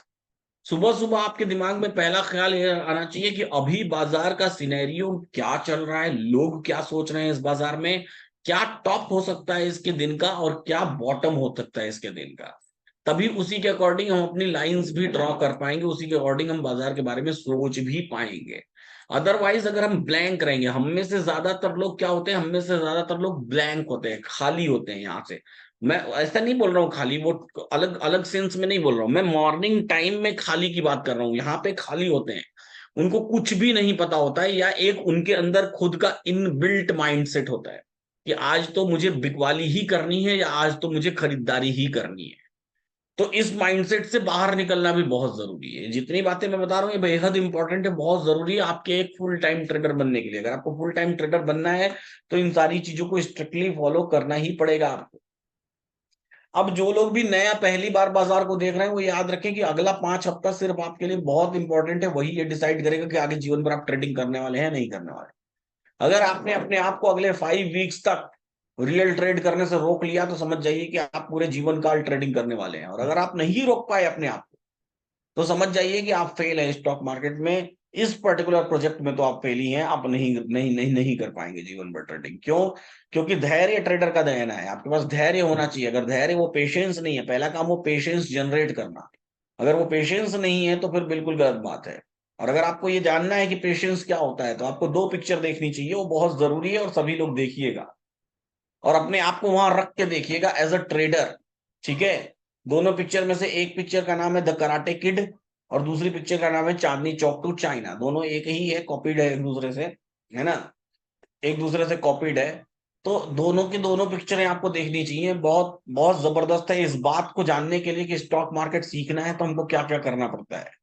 शुरू में कई बार हमको ऐसा लगता है कि हमको हमको एग्जैक्ट वही चीज क्यों नहीं सिखाई जा रही है जो मुझे सीखना है। लेकिन उस चीज को सीखने से पहले आपको बहुत सारे रास्तों को तय करके गुजरना पड़ेगा, तब आप वहां पर टू द पॉइंट पहुंचेंगे।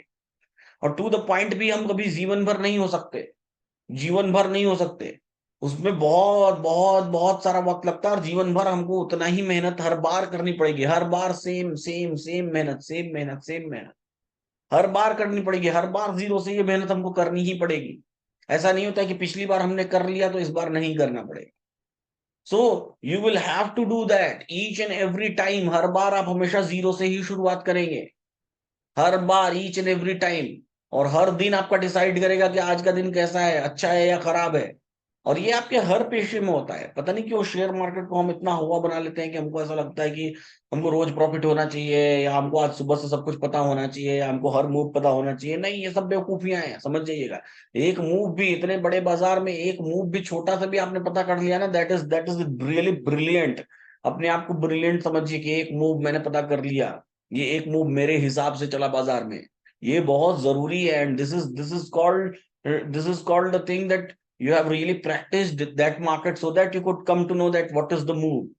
ये आपने बहुत सारी प्रैक्टिसेस की हैं बाजार में, तब आप उसको समझ पाएंगे कि ये एक मूव मैंने पकड़ लिया है। ये एक मूव, हमेशा शुरुआत आपके जीवन में एक ही मूव से होगी। ऐसा नहीं होगा कि पहले ही दिन से आपको पूरा बाजार समझ में आना शुरू हो जाएगा। तो इन सब बातों को बहुत गांठ बांध के रख लीजिए। आप अपने माइंडसेट को एकदम कंट्रोल करने की ट्रेनिंग दीजिए कि कैसे कंट्रोल कर सकते हैं, तब जाके आप बाजार को सीख पाएंगे, समझ पाएंगे। तो वो मूव, वो रिवर्सल्स को पहचानना जानना बहुत जरूरी है। अब सीरियसली अगर बाजार में आप ट्रेड करना चाहते हैं कॉल पुट से ऊपर उठ करके, सिर्फ कॉल पुट सोचते रहेंगे कि कॉल कहाँ खरीदना है, पुट कहाँ खरीदना है, तो आप कभी नहीं खरीद पाएंगे, कभी ट्रेडर नहीं बन पाएंगे। अगर आपको सीरियसली ट्रेडर बनना है तो आपको क्या करना पड़ेगा, बाजार कहाँ से रिवर्स होगा ये पहले सीखना पड़ेगा। कॉल पुट तो बहुत नॉमिनल सी चीज है, कैसे भी करके वो तो ट्रेड कर ही लेंगे, वो कोई बहुत बड़ी बात नहीं है। पहला मुद्दा और पहली बड़ी बात यह है कि सही तरीके से बाजार को देखना, सही मूवमेंट, सही कर्व्स को पहचानना ही पहला मुद्दा है। अब बहुत सारे लोग आप में से इंडिकेटर्स यूज करते हैं या फिर कैंडल स्टिक्स यूज करते हैं। अगेन, मैं हमेशा इस बात का पक्षधर हूं कि आप जो भी रिसर्च यूज करते हैं उस रिसर्च पर एक्चुअल में अपनी रिसर्च करिए। किसी दूसरे के भरोसे मत रहिए, मेरे भी भरोसे मत रहिए कि मैंने बोल दिया कि ये WTT है तो WTT है, WTT है। और अगर मैंने बोला कि यहां तक जाएगा तो पहले 10 बार साबित करिए, खुद से खुद को साबित करवाइए कि हाँ ठीक है गया। पहली बार गया, दूसरी बार गया, तीसरी बार गया, चौथी बार गया, पांचवी बार गया, आठवीं बार गया, नौवीं बार गया, 10वीं बार गया, अब 11वीं बार मैं इसको ट्रेड लूंगा। खुद से खुद में रिसर्च करिए। जब ये रिसर्च करेंगे तो आपको बाजार दिखाई देगा, दिखाई देना शुरू होगा। ठीक है।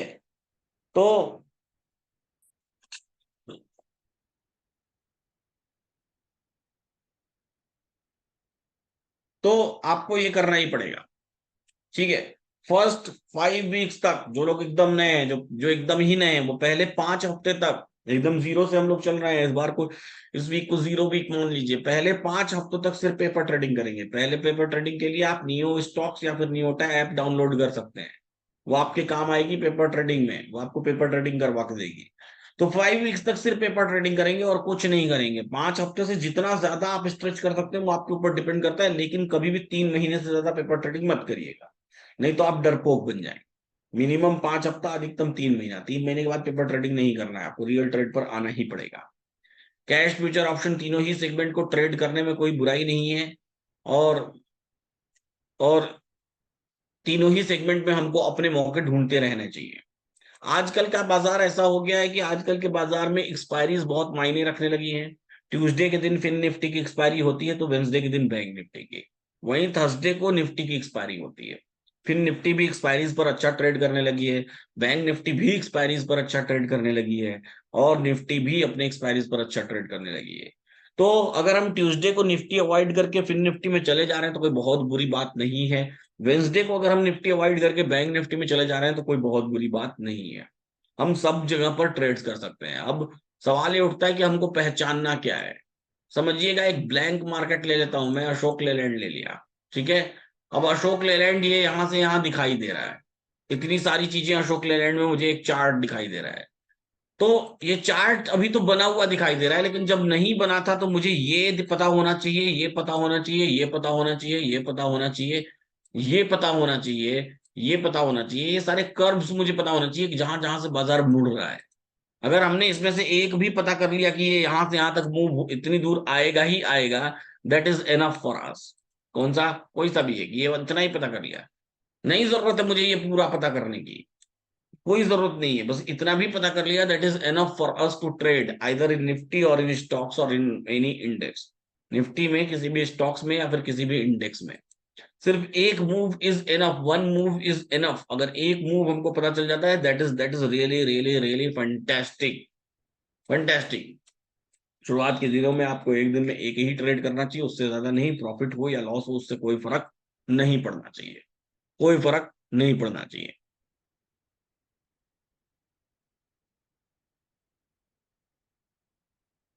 अब बाजार को समझने की कोशिश करते हैं। बाजार हमेशा फेज वाइज चलता है। फेज का मतलब क्या होता है? कुछ दिन हो सकता है बाजार में आपको सिर्फ WTT के सिनेरियोज देखेंगे, तो कुछ दिन तो सिर्फ WTB के, कुछ दिन सिर्फ फेज में, कुछ दिन सिर्फ स्टेट ऑफ कंफ्यूजन के सिनेरियोज देखेंगे, तो कुछ दिन मल्टीपल शिफ्टिंग के सिनेरियोज दिखेंगे। कुछ दिन हो सकता है कि सिर्फ आपको दिन में स्पेसिफिक टाइम पर शिफ्टिंग चेंज हो जाना, या बाजार का पूरा रिवर्स हो जाना का सिनेरियो दिखेगा, तो कुछ दिन लगातार आपको सिर्फ स्ट्रॉन्ग स्ट्रॉन्ग के सिनेरियोज दिखाई दे सकते हैं। तो बाजार मल्टीपल फेजेस में चल रहा है। जैसे अभी के टाइम में हमारा कौन सा फेज हमको दिखाई दे रहा है? मल्टीपल शिफ्टिंग के बाद स्टेट ऑफ कंफ्यूजन। ये हमको कई दिनों से देखने के लिए मिल रहा है। मल्टीपल शिफ्टिंग के बाद स्टेट ऑफ कंफ्यूजन, यानी कि पहले हमको मल्टीपल शिफ्टिंग को ट्रैक करना है, फिर स्टेट ऑफ कंफ्यूजन। पहले मल्टीपल शिफ्टिंग पर मेहनत करनी है कि किस डायरेक्शन में जा रहा है, फिर स्टेट ऑफ कंफ्यूजन। तो ये आजकल दिखाई दे रहा है। ये ऐसा नहीं है कि परमानेंट फेज है।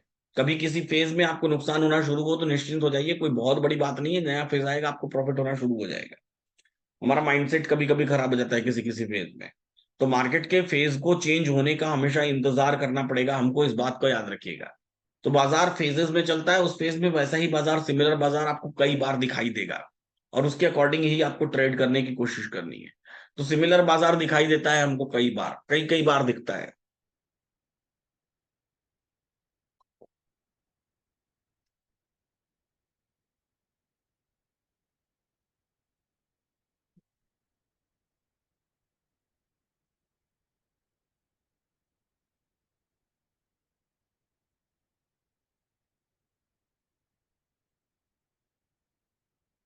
अब अगर आपको LTP कैलकुलेटर सीखना है, तो सबसे पहले आपको अपने आप को एक चीज करना पड़ेगा। मैं बहुत सारे लोगों को देखता हूँ कि उनकी स्क्रीन मुझे कैसी दिखाई देती है। उनकी स्क्रीन में कई कई बार वो स्क्रीनशॉट भेजते हैं, तो दिखाई देती है कुछ ऐसा, लगा के रखे रहेंगे। एक दो तीन चार पांच सात इंडिकेटर्स उनके लगे रहेंगे, और लगे लगा हुआ उनके उस पर दिखाई देता रहेगा, ये चल रहा है उनका स्क्रीन। सबसे पहली बात, मल्टीपल लोगों से, मल्टीपल डायरेक्शंस में, मल्टीपल जगहों से सलाह लेना बंद करिए। पहले खुद से बाजार को सीखना समझना शुरू करिए। पहले खुद से बाजार को सीखना समझना शुरू करिए। मल्टीपल लोगों से मल्टीपल टाइम्स सलाह लेना बंद करिए। जो आप इंडिकेटर्स यूज करते हैं, those are also kind of guidance, कि आप गाइडेंस लेने की कोशिश कर रहे हैं। नहीं, खुद से बाजार को समझने का प्रण करिए, कि मैं खुद से इस बाजार को समझूंगा कि इसमें क्या हो रहा है, क्या चल रहा है। ये लाल हरी candles, red and green candles, जिन लोगों को कैंडल स्टिक पैटर्न पता है, वो कैंडल स्टिक पैटर्न्स में जाकर के इस पे भी अपनी गहन रिसर्च कर सकते हैं। हाउएवर, हाउएवर, मैंने देखा है कि कैंडल स्टिक पैटर्न्स पे भी मैंने बहुत रिसर्च किया है, रखिएगा, बहुत रिसर्च, मल्टीपल रिसर्च की है ना। इसकी भी मेरी अपनी कैलकुलेशन है। मैं, आपको नहीं पता है, आप में से बहुत सारे लोगों को नहीं पता होगा, इसकी मेरी अपनी कैलकुलेशन है। उस कैलकुलेशन पर मैं आपको बाजार कैलकुलेट करके दिखा सकता हूँ, वहां भी डॉट टू डॉट चलता है। लेकिन मुझे खुद को उस पर इतना ज्यादा इंट्राडे ट्रेडिंग में कॉन्फिडेंस नहीं आता है। पोजिशनल में आता है, लेकिन इंट्राडे ट्रेडिंग में इतना कॉन्फिडेंस नहीं आता है। क्यों? क्योंकि उसके रिवर्सल्स ज्यादा समझ नहीं आते हैं मुझे। तो वो कैलकुलेशन वो कैलकुलेशन भी बेहतरीन काम करती है। मैं एग्जांपल के लिए आपको दिखा देता हूँ, इसी निफ्टी को ही दिखा देता हूँ कि निफ्टी कैसे चलती है। निफ्टी में क्या क्या चीजें हमको होती हैं और क्या क्या चीजें दिखाई देती हैं। कैसा दिखाई देता है, जैसे देखिए, यहाँ पर निफ्टी में ये हमको बॉटम पे, आप सभी लोग ऐसे, ये सबसे इजी वाला पैटर्न है, जो लोग नहीं जानते वो अवॉइड करेंगे इस बात को। सबसे इजी वाला पैटर्न है, इसको बॉटम पे कहते हैं काइंड ऑफ की ट्विजर बॉटम कह सकते हैं, है ना। ट्विजर बॉटम इसको कह सकते हैं, कि ट्विजर बॉटम टाइप का बना हुआ है। ठीक है। अब ट्विजर बॉटम बना हुआ है, तो ट्विजर बॉटम में क्या होता है कि दो बेस दोनों का, नहीं, इंगल्फिंग नहीं है, इंगल्फिंग इज डिफरेंट थिंग, है ना। इंगल्फिंग अलग चीज होता है। दोनों का बेस एक बराबर होना चाहिए, यहाँ पर दोनों का बेस एक बराबर है। रेड का जो क्लोज है, रेड का क्लोज कितना है? रेड का क्लोज है 19,477, और ग्रीन का ओपन 19,476.55। ठीक है। तो ये दोनों बराबर हैं, तो ये अपने आप में क्या हो गया? एक पैटर्न हो गया। सपोर्ट पर है तो पैटर्न हो गया। तो ये पैटर्न की अपनी कैलकुलेशन होती है, उस कैलकुलेशन को आप इन्वेस्टिंग डैडी की वेबसाइट पर जाकर के कर सकते हैं। मैं ये कुछ सिखा नहीं रहा हूं आपको ट्रेड करने के लिए, मैं बस दिखा रहा हूं। क्या दिखा रहा हूं कि I do have my own research, even then I do not try to use. मैं इंट्राडे ट्रेडिंग के लिए उसको यूज नहीं करता हूं, पोजिशनल के लिए जरूर यूज करता हूं, लेकिन इंट्राडे के लिए नहीं यूज करता हूं। ठीक है। अब देखिए इसमें यहां पर मैं इंडिया टू टूल से कैलकुलेट करता हूं।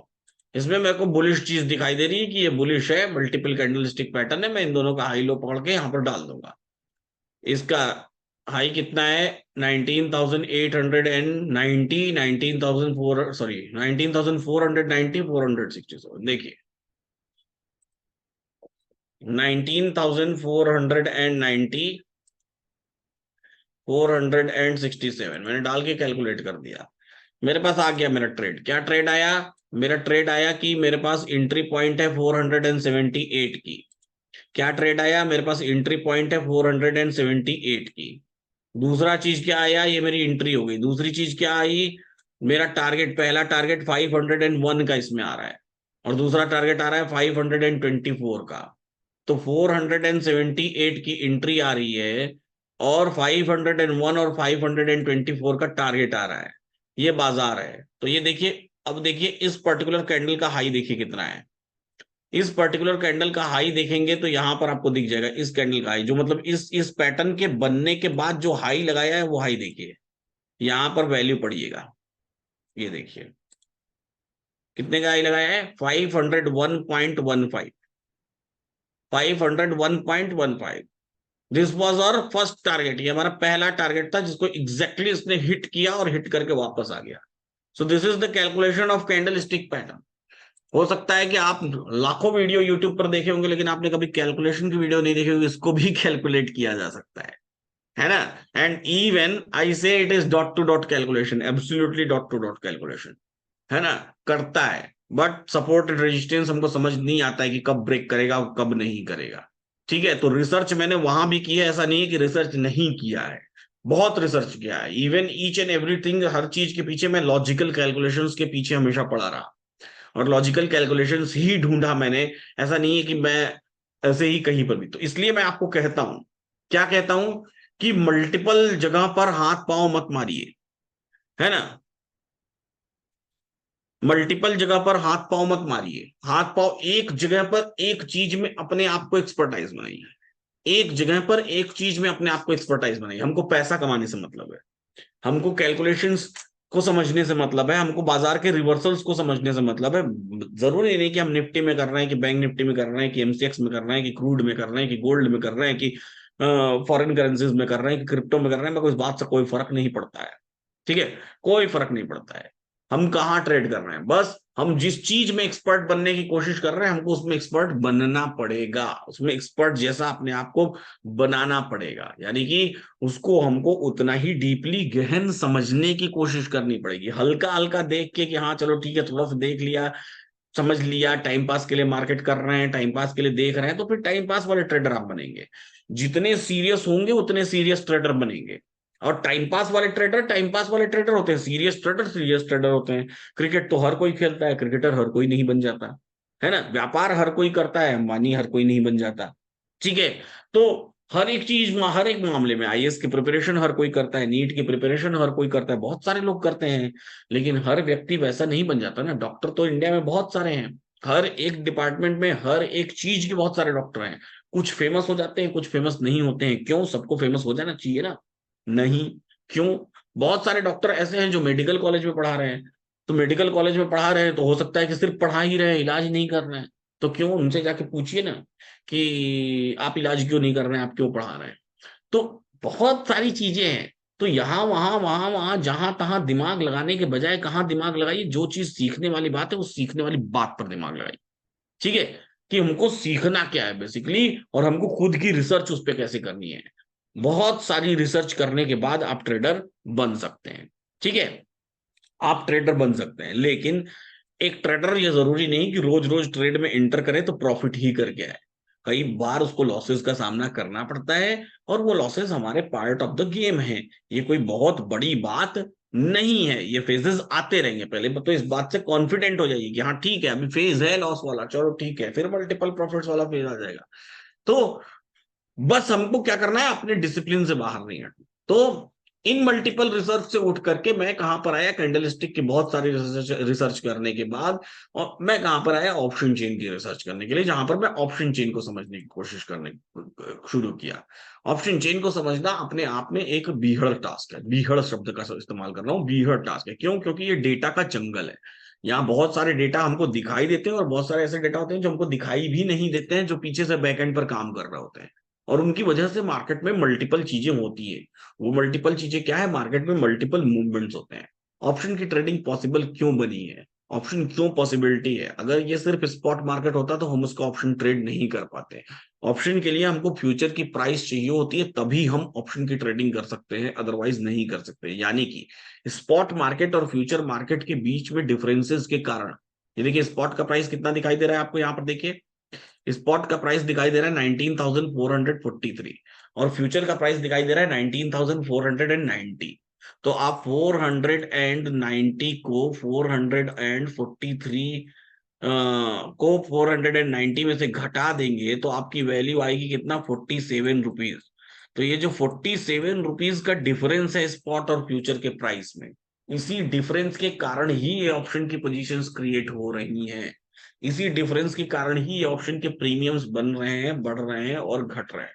अगर ये डिफरेंस नहीं होता ना, तो ये प्रीमियम्स नहीं बढ़ते घटते। अगर ये दोनों लेवल हो जाएंगे ना, बराबर हो जाएंगे ना, तो बाजार एकदम स्टेबल हो जाएगा। फ्यूचर के भाव का मतलब क्या होता है, भविष्य का भाव। भविष्य मतलब आज नहीं, हम एक्सपायरी के दिन के हिसाब से ये कैलकुलेशन कर रहे हैं। और यहां पर जो आपको फ्यूचर दिखाई देता है, याद रखिएगा, यहां पर जो आपको फ्यूचर दिखाई देता है, ये फ्यूचर के लिए मंथली एक्सपायरी वाला ऑप्शन कैलकुलेशन होती है। यहां पर जो हम कैलकुलेशन करते हैं, इस कैलकुलेशन के लिए हम यहां पर स्पॉट के साथ स्पॉट के अंडरलेइंग फ्यूचर की कैलकुलेशन करते हैं, और उस फ्यूचर की कैलकुलेशन के अकॉर्डिंग ही हम अपनी सारी कैलकुलेशंस करते हैं।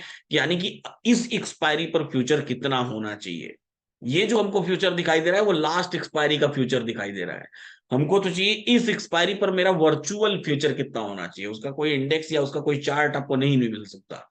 वो एक वर्चुअल फीचर है जो जो इस एक्सपायरी के हिसाब से इवेल्युएट किया गया है। जिस जिस क्राइटेरिया पर वो इवेल्युएशन किया गया है, उसी क्राइटेरिया पर इसको भी इवेल्युएट किया गया है। बस डेज में इस एक्सपायरी का डे पॉसिबल है ना? तो ये जो दोनों के बीच, स्पॉट और फ्यूचर के बीच डिफरेंस है, उसी डिफरेंस के कारण ही, उसी गैप के कारण ही टाइम वैल्यूज क्रिएट हो रही हैं। टाइम वैल्यूज के क्रिएट होने के कारण ही ऑप्शन प्राइसेस क्रिएट हो रहे हैं, और ऑप्शन प्राइसेस के क्रिएट होने के कारण ही बाजार में मल्टीपल मूव्स आ रहे हैं, मल्टीपल डायरेक्शंस में बाजार मूव कर रहा है। बाजार चलता क्यों है? बाजार डिमांड एंड सप्लाई के कारण चलता है। डिमांड एंड सप्लाई का अपना एक ग्राफ होता है, और उसी ग्राफ के अकॉर्डिंग ही बाजार चलता है। समझने की कोशिश करेंगे हम लोग डिमांड एंड सप्लाई का ग्राफ कैसा होता है। डिमांड एंड सप्लाई एक बेसिक इकोनॉमिक्स का नियम है। उस बेसिक इकोनॉमिक्स के नियम में अगर हम बात करें, तो हम यहाँ पर तीन मल्टीपल पिलर्स खड़े कर देते हैं। पहला पिलर यहाँ ऐसा कर देते हैं, दूसरा पिलर ऐसा कर देते हैं, और तीसरा पिलर ऐसा कर देते हैं। ठीक है? और हम लोग यहाँ पर भी एक पिलर खड़ा कर देते हैं। ठीक है? इस वाले पिलर को हम लोग डिमांड का पिलर कहते हैं। ठीक है? डिमांड। ये वाला पिलर हमारा सप्लाई का पिलर है, सप्लाई 1, सप्लाई 2 और सप्लाई 3। किसी भी डिमांड के एवज में अगर सप्लाई, अब S1 को D से कंपेयर करिए। जब आप S1 को D से कंपेयर करेंगे तो डिमांड के एवज में ये सप्लाई क्या है, बहुत कम है। जैसे जैसे कि डायमंड, मांगने वाले बहुत लोग हैं लेकिन मिलना बहुत कम लोगों को है, डायमंड हो गया। ठीक है? जैसे कि अच्छा नेता, डिमांड बहुत है लेकिन सप्लाई बहुत कम है। तो जब डिमांड बहुत है और सप्लाई बहुत कम रहेगी, तो ऐसे केस में क्या होगा, उसके भाव बहुत बढ़ जाएंगे, भाव बहुत ऊंचे हो जाएंगे। ठीक है ना? तो ऊंचे हो जाएंगे। तो ये बेसिकली होता क्या है, इसमें बहुत सारी मल्टीपल चीजें होती हैं जिनको आपको जानना चाहिए। और अगर जो आरबीआई होती है, आप सुनते होंगे कि रिजर्व बैंक ऑफ इंडिया हर 3 महीने में अपनी एक आरबीआई की पॉलिसी लेकर के आती है। सुना है आपने कभी? Reserve bank of India every 3 months RBI की पॉलिसी लेकर के आती है, जिसमें आप कुछ रेशियो सुनते होंगे कि हमने सुना कि रेपो रेट में चेंजेस आ गए, हमने सुना कि रिवर्स रेपो रेट में चेंजेस आ गए, हमने सुना कि सीआरआर में चेंजेस आ गए। ऐसे मल्टीपल चीजें हैं जिनके बारे में आप सुनते होंगे कि ये चीजें हो रही हैं। आप ज्यादातर सुनते होंगे कि रेपो रेट हमेशा क्या हो गया है, हमेशा स्टेबल ही रहता है। आप कहते हैं अरे यार कोई चेंजेस ही नहीं किया, बेकार गवर्नमेंट है, कुछ बदल ही नहीं दिया रेपो रेट। हाँ, ऐसा ऐसा ऐसा बहुत सारे लोगों के मन में आता है, यार ये तो मैं 8 महीने 1 साल से देख रहा हूँ, ये गवर्नर ने रेपो रेट चेंज ही नहीं किया, बेकार गवर्नर है, क्या ही कर रहा है, पता नहीं कौन से आदमी को गवर्नर बना दिया, बताओ। रेपो रेट को कुछ बढ़ाना चाहिए, कुछ घटाना चाहिए, कोई काम ही नहीं कर रहा है। ऐसा हम सबके मन में कई बार ख्याल आता है। लेकिन हमको ये इस बात को समझना चाहिए, समझना पड़ेगा, जानना पड़ेगा कि each and everything is connected to each and every person, people and their finances. तो जब सप्लाई कम है, उसको मैं कनेक्ट करता हूं अभी, जब सप्लाई कम है, डिमांड बहुत ज्यादा है, तो ऐसे केस में प्राइसेस बहुत हाई हो जाती है किसी भी चीज की। सपोज करिए कि पेट्रोल कहीं किसी वजह से आना बंद हो गया, वॉर छिड़ गया, वर्ल्ड वॉर छिड़ गया, तो पेट्रोल के प्राइसेस बहुत ऊंचे चले जाएंगे। तो ये एक पर्टिकुलर क्या है, ये एक पर्टिकुलर ऐसे इवेंट को हम लोग कहते हैं विंड फॉल। दो तरह होता है, विंड फॉल या अनसिस्टमेटिक रिस्क, जो भी कह लें आप। तो एक ऐसी सिचुएशन जहां पर किसी वजह से पेट्रोल कंपनीज को या किसी भी कंपनी को प्रॉफिट होने लगे बहुत सारा, या फिर लॉस होने लगे बहुत सारा, तो ऐसी सिचुएशंस परमानेंट नहीं होती है, टेम्परेरी होती है, मतलब आती हैं और फिर चली जाती। तो इसको कंट्रोल, ये तो एक हो गया कि हाँ ये आया और चला गया, तो उसके लिए आरबीआई का गवर्नर कुछ नहीं करने जाएगा, कोई मतलब नहीं उससे कि आया और चला गया, चलो ठीक है। But the thing is for a few things which are constant. Constant का मतलब क्या हुआ? कांस्टेंट का मतलब ये हुआ कि जब हमको ऐसा दिखाई देने लगता है कि ये होने ही वाला है और इसके कारण बहुत इंपैक्ट आएगा, तो इन्फ्लेशन यानी कि महंगाई को कंट्रोल करने के लिए ये सारी बातों की शुरुआत होती है। अब इसमें कैसी बात होती है कि बड़ा सिंपल सा फंडा है, बहुत सिंपल सा फंडा है, इतना भी सिंपल नहीं है, अपने समझाने के लिए मैं आपको बोल रहा हूं, बड़ा सिंपल सा फंडा है। सपोज करिए कि आप अपने बच्चे को, है तो बहुत बढ़िया है, नहीं है तो अज्यूम कर लीजिए कि एक चिंटू है आपका, ठीक है। तो सपोज करिए कि आप चिंटू को जो है कि डेली 100 रुपीज देते हैं, और आप कहते हैं ये लो बेटा, ये तुम्हारी पॉकेट मनी है, ठीक है। अब वो 100 रुपीज से क्या करता है कि 100 रुपीज से वो या तो उसको जुटाना शुरू कर देगा, या तो उसको वो नाजायज उसके खर्चे करना शुरू कर देता है, कि नाजायज खर्चा करना शुरू कर दिया। अब इस 100 रुपीज को ऐसा समझिए कि आपने उसको 100 रुपीज तो दिया, लेकिन इस 100 रुपीज में आपको उसको शर्त रखनी है कि जो मैं 100 रुपीज दूंगा, इस 100 रुपीज में से तुम क्या करोगे कि इस 100 रुपीज में से 20 रुपए तो तुम सीधा अपने पिगी बैंक में डाल दोगे, ठीक है। पहली शर्त ये, तभी तुमको रोज 100 रुपीज मिलेगा। 20 रुपीज तुम अपने पिगी बैंक में डाल दोगे, यानी कि 20 रुपए तुम्हारा डेली तुमको रिजर्व रखना है, जो कि तुमको छिपा के रखना है, उसको खर्च नहीं करना है। अब 80 रुपए तुमको मार्केट में लेकर के जाना है, 80 रुपए मार्केट में लेके जाना है। अब इस बच्चे को डेली 100 रुपीज मिल रहे हैं। अब आज कोई एक दिन है जिस दिन इसके पास सिर्फ 80 रुपए ही हैं, लेकिन उसको कोई एक ऐसी चीज दिखाई देती है कि 160 रुपीज की है, अब 160 रुपए की है वो चीज, और उसके पास है सिर्फ 80 रुपए। लेकिन उसको ये पता है, उसको ये कॉन्फिडेंस है कि मेरे को कल फिर 100 रुपए मिल जाएंगे, तो मेरे पास 160 हो जाएंगे, लेकिन ये चीज इसको खरीदनी ही है। तो एक जगह तो इसने क्या कर लिया, यहां पर रिजर्व किया हुआ है, रिजर्व से पैसा ये छू नहीं सकता, लेकिन ये क्या करेगा, अपने किसी फ्रेंड से उधार ले लेगा इस 160 रुपए की चीज को खरीदने के लिए। तो छोटा मोटा उधार लिया तो ठीक है, लोन ले लिया तो ठीक है, चलेगा। लेकिन कई बार क्या होता है कि ये लोन लेने की परसेंटेज बहुत ज्यादा होने लगती है, हमारी आदत बहुत बढ़ने लगती है, बहुत सारे लोग मल्टीपल लोन्स लेना शुरू कर देते हैं। जब मल्टीपल लोन्स लेना शुरू कर देते हैं, तो कई कई बार बैंक्स में कैश के क्रंच हो जाते हैं, क्योंकि लोन की रिकवरी नहीं हो पाती है। मल्टीपल लोन जाने लगता है तो कई कई बार कैश क्रंच हो जाता है। यानी कि जब तक 160 रुपए का लोन लिया तब तक तो ठीक है, लेकिन किसी दिन पापा को यह पता चला कि उस बच्चे ने क्या किया है कि 960 रुपए का लोन ले लिया है, यानी कि अपनी हैसियत से कहीं ज्यादा लोन ले लिया है। तो अब पापा क्या करेंगे? अब पापा तुरंत इसके पास, पिताजी के पास दो ऑप्शन है। पहला ऑप्शन ये है कि इसके लोन लेने की आदत को बदलने के लिए, इसके लोन लेने की आदत को बदलने के लिए वो इसके जो रिजर्व हैं इस रिजर्व को बढ़ा दे। कहें कि अब तुम 20 नहीं बल्कि 40 रखोगे यहां, 40 रखोगे यहां। तो 40 अगर तुम यहां रखोगे तो फिर उसके पास अब 60 की ही इनकम है, तो वो अपनी 60 के हिसाब से लोन लेने का वो करेगा। या फिर वो ये बोल दें कि नहीं, अगर तुमने कोई भी लोन लिया तो तुमको जो है कि अब मुझे एक टैक्स पे करना पड़ेगा। यानी कि अगर तुमने 60 रुपए का लोन लिया तो 6 रुपए तुमको मेरे को टैक्स देना पड़ेगा, यानी कि वापस कर देना पड़ेगा मुझे। तो फिर ये डर जाएगा बच्चा कि 6 रुपए पापा को वापस करना पड़ेगा, उससे बढ़िया कि लोन ही मत।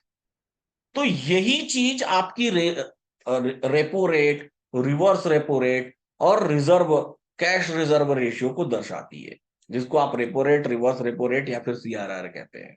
जब बाजार में महंगाई बहुत बढ़ने लगती है, यानी कि लोगों की पेइंग कैपेसिटी बढ़ जाती है। पेइंग कैपेसिटी मतलब सबके पास पे करने की क्षमता हो जाती है, सबके पास बहुत सारा पैसा आने लगता है।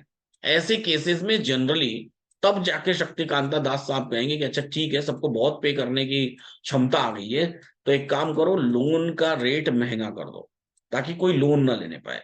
जब लोन का रेट महंगा हो जाएगा तो फिर क्या होगा, मल्टीपल लोग जो, जिनकी पेइंग कैपेसिटी बढ़ गई थी जनरली, वो कम हो जाती है।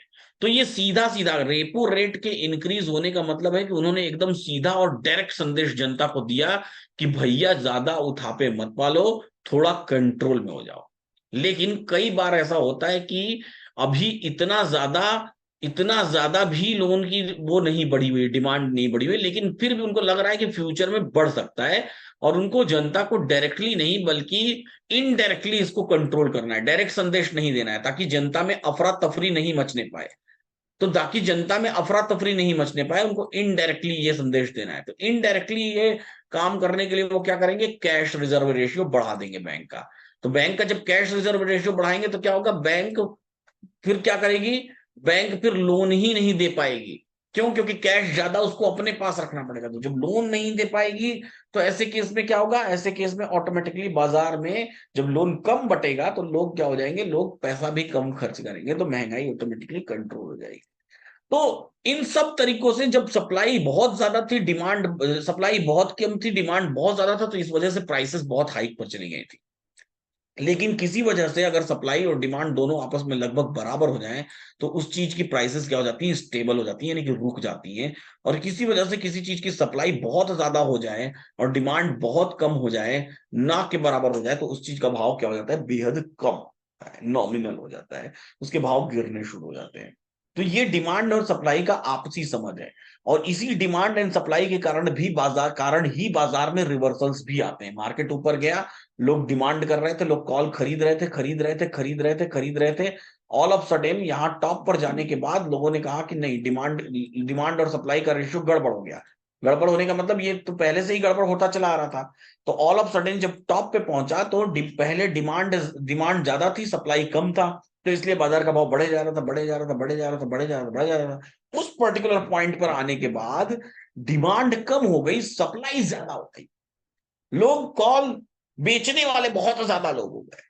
तो ऐसे केस में क्या होगा, जैसे ही वो एक रेशियो पार हुआ वैसे ही धड़ाम से बाजार नीचे गिर जाएगा। तो ये सब डिमांड एंड सप्लाई के ऊपर डिपेंड करेगा। जब तक डिमांड जनरेट हो रही है बाजार ऊपर चढ़ रहा है, जैसे ही डिमांड खत्म हुई, सप्लाई ज्यादा हो गई, वैसे ही बाजार नीचे गिर गया। फिर तब तक नीचे गिरता रहा जब तक कि नई डिमांड ना आ जाए, जब तक कि नई डिमांड ना आ जाए, यानी कि जब तक कि डिमांड आ जाएगी, बढ़ जाएगी, बढ़ने लगेगी, सप्लाई से ज्यादा हो जाएगी, तब जाके जो है कि यहां से फिर वापस से बाजार ऊपर बढ़ना शुरू होगा। तो इस तरीके से होता है डिमांड एंड सप्लाई का गेम। आज की ये क्लास आपको कैसी लगी, इसको आप जरूर लिखना बिल्कुल मत भूलिएगा। ट्विटर पे जाकर लिख सकते हैं, आप यूट्यूब की किसी वीडियो पर जाकर कमेंट बॉक्स में लिख सकते हैं, एलटीपी कैलकुलेटर के रिव्यू, सबमिट रिव्यू बटन पर भी जाकर के अपने रिव्यू देख सकते हैं। आगे की क्लास हम लोग इसके आगे कल करेंगे। और कल एक लाइव क्लास भी करेंगे हम लोग लाइव मार्केट में। फिलहाल तब तक के लिए इतना ही, ऐसे ही सीखते रहिए, मुस्कुराते रहिए और जीवन का आनंद लेते रहिए। और फिर मिलेंगे हम लोग कल सुबह के लाइव क्लास में, साथ ही साथ कल शाम की क्लासेस में भी। ठीक है।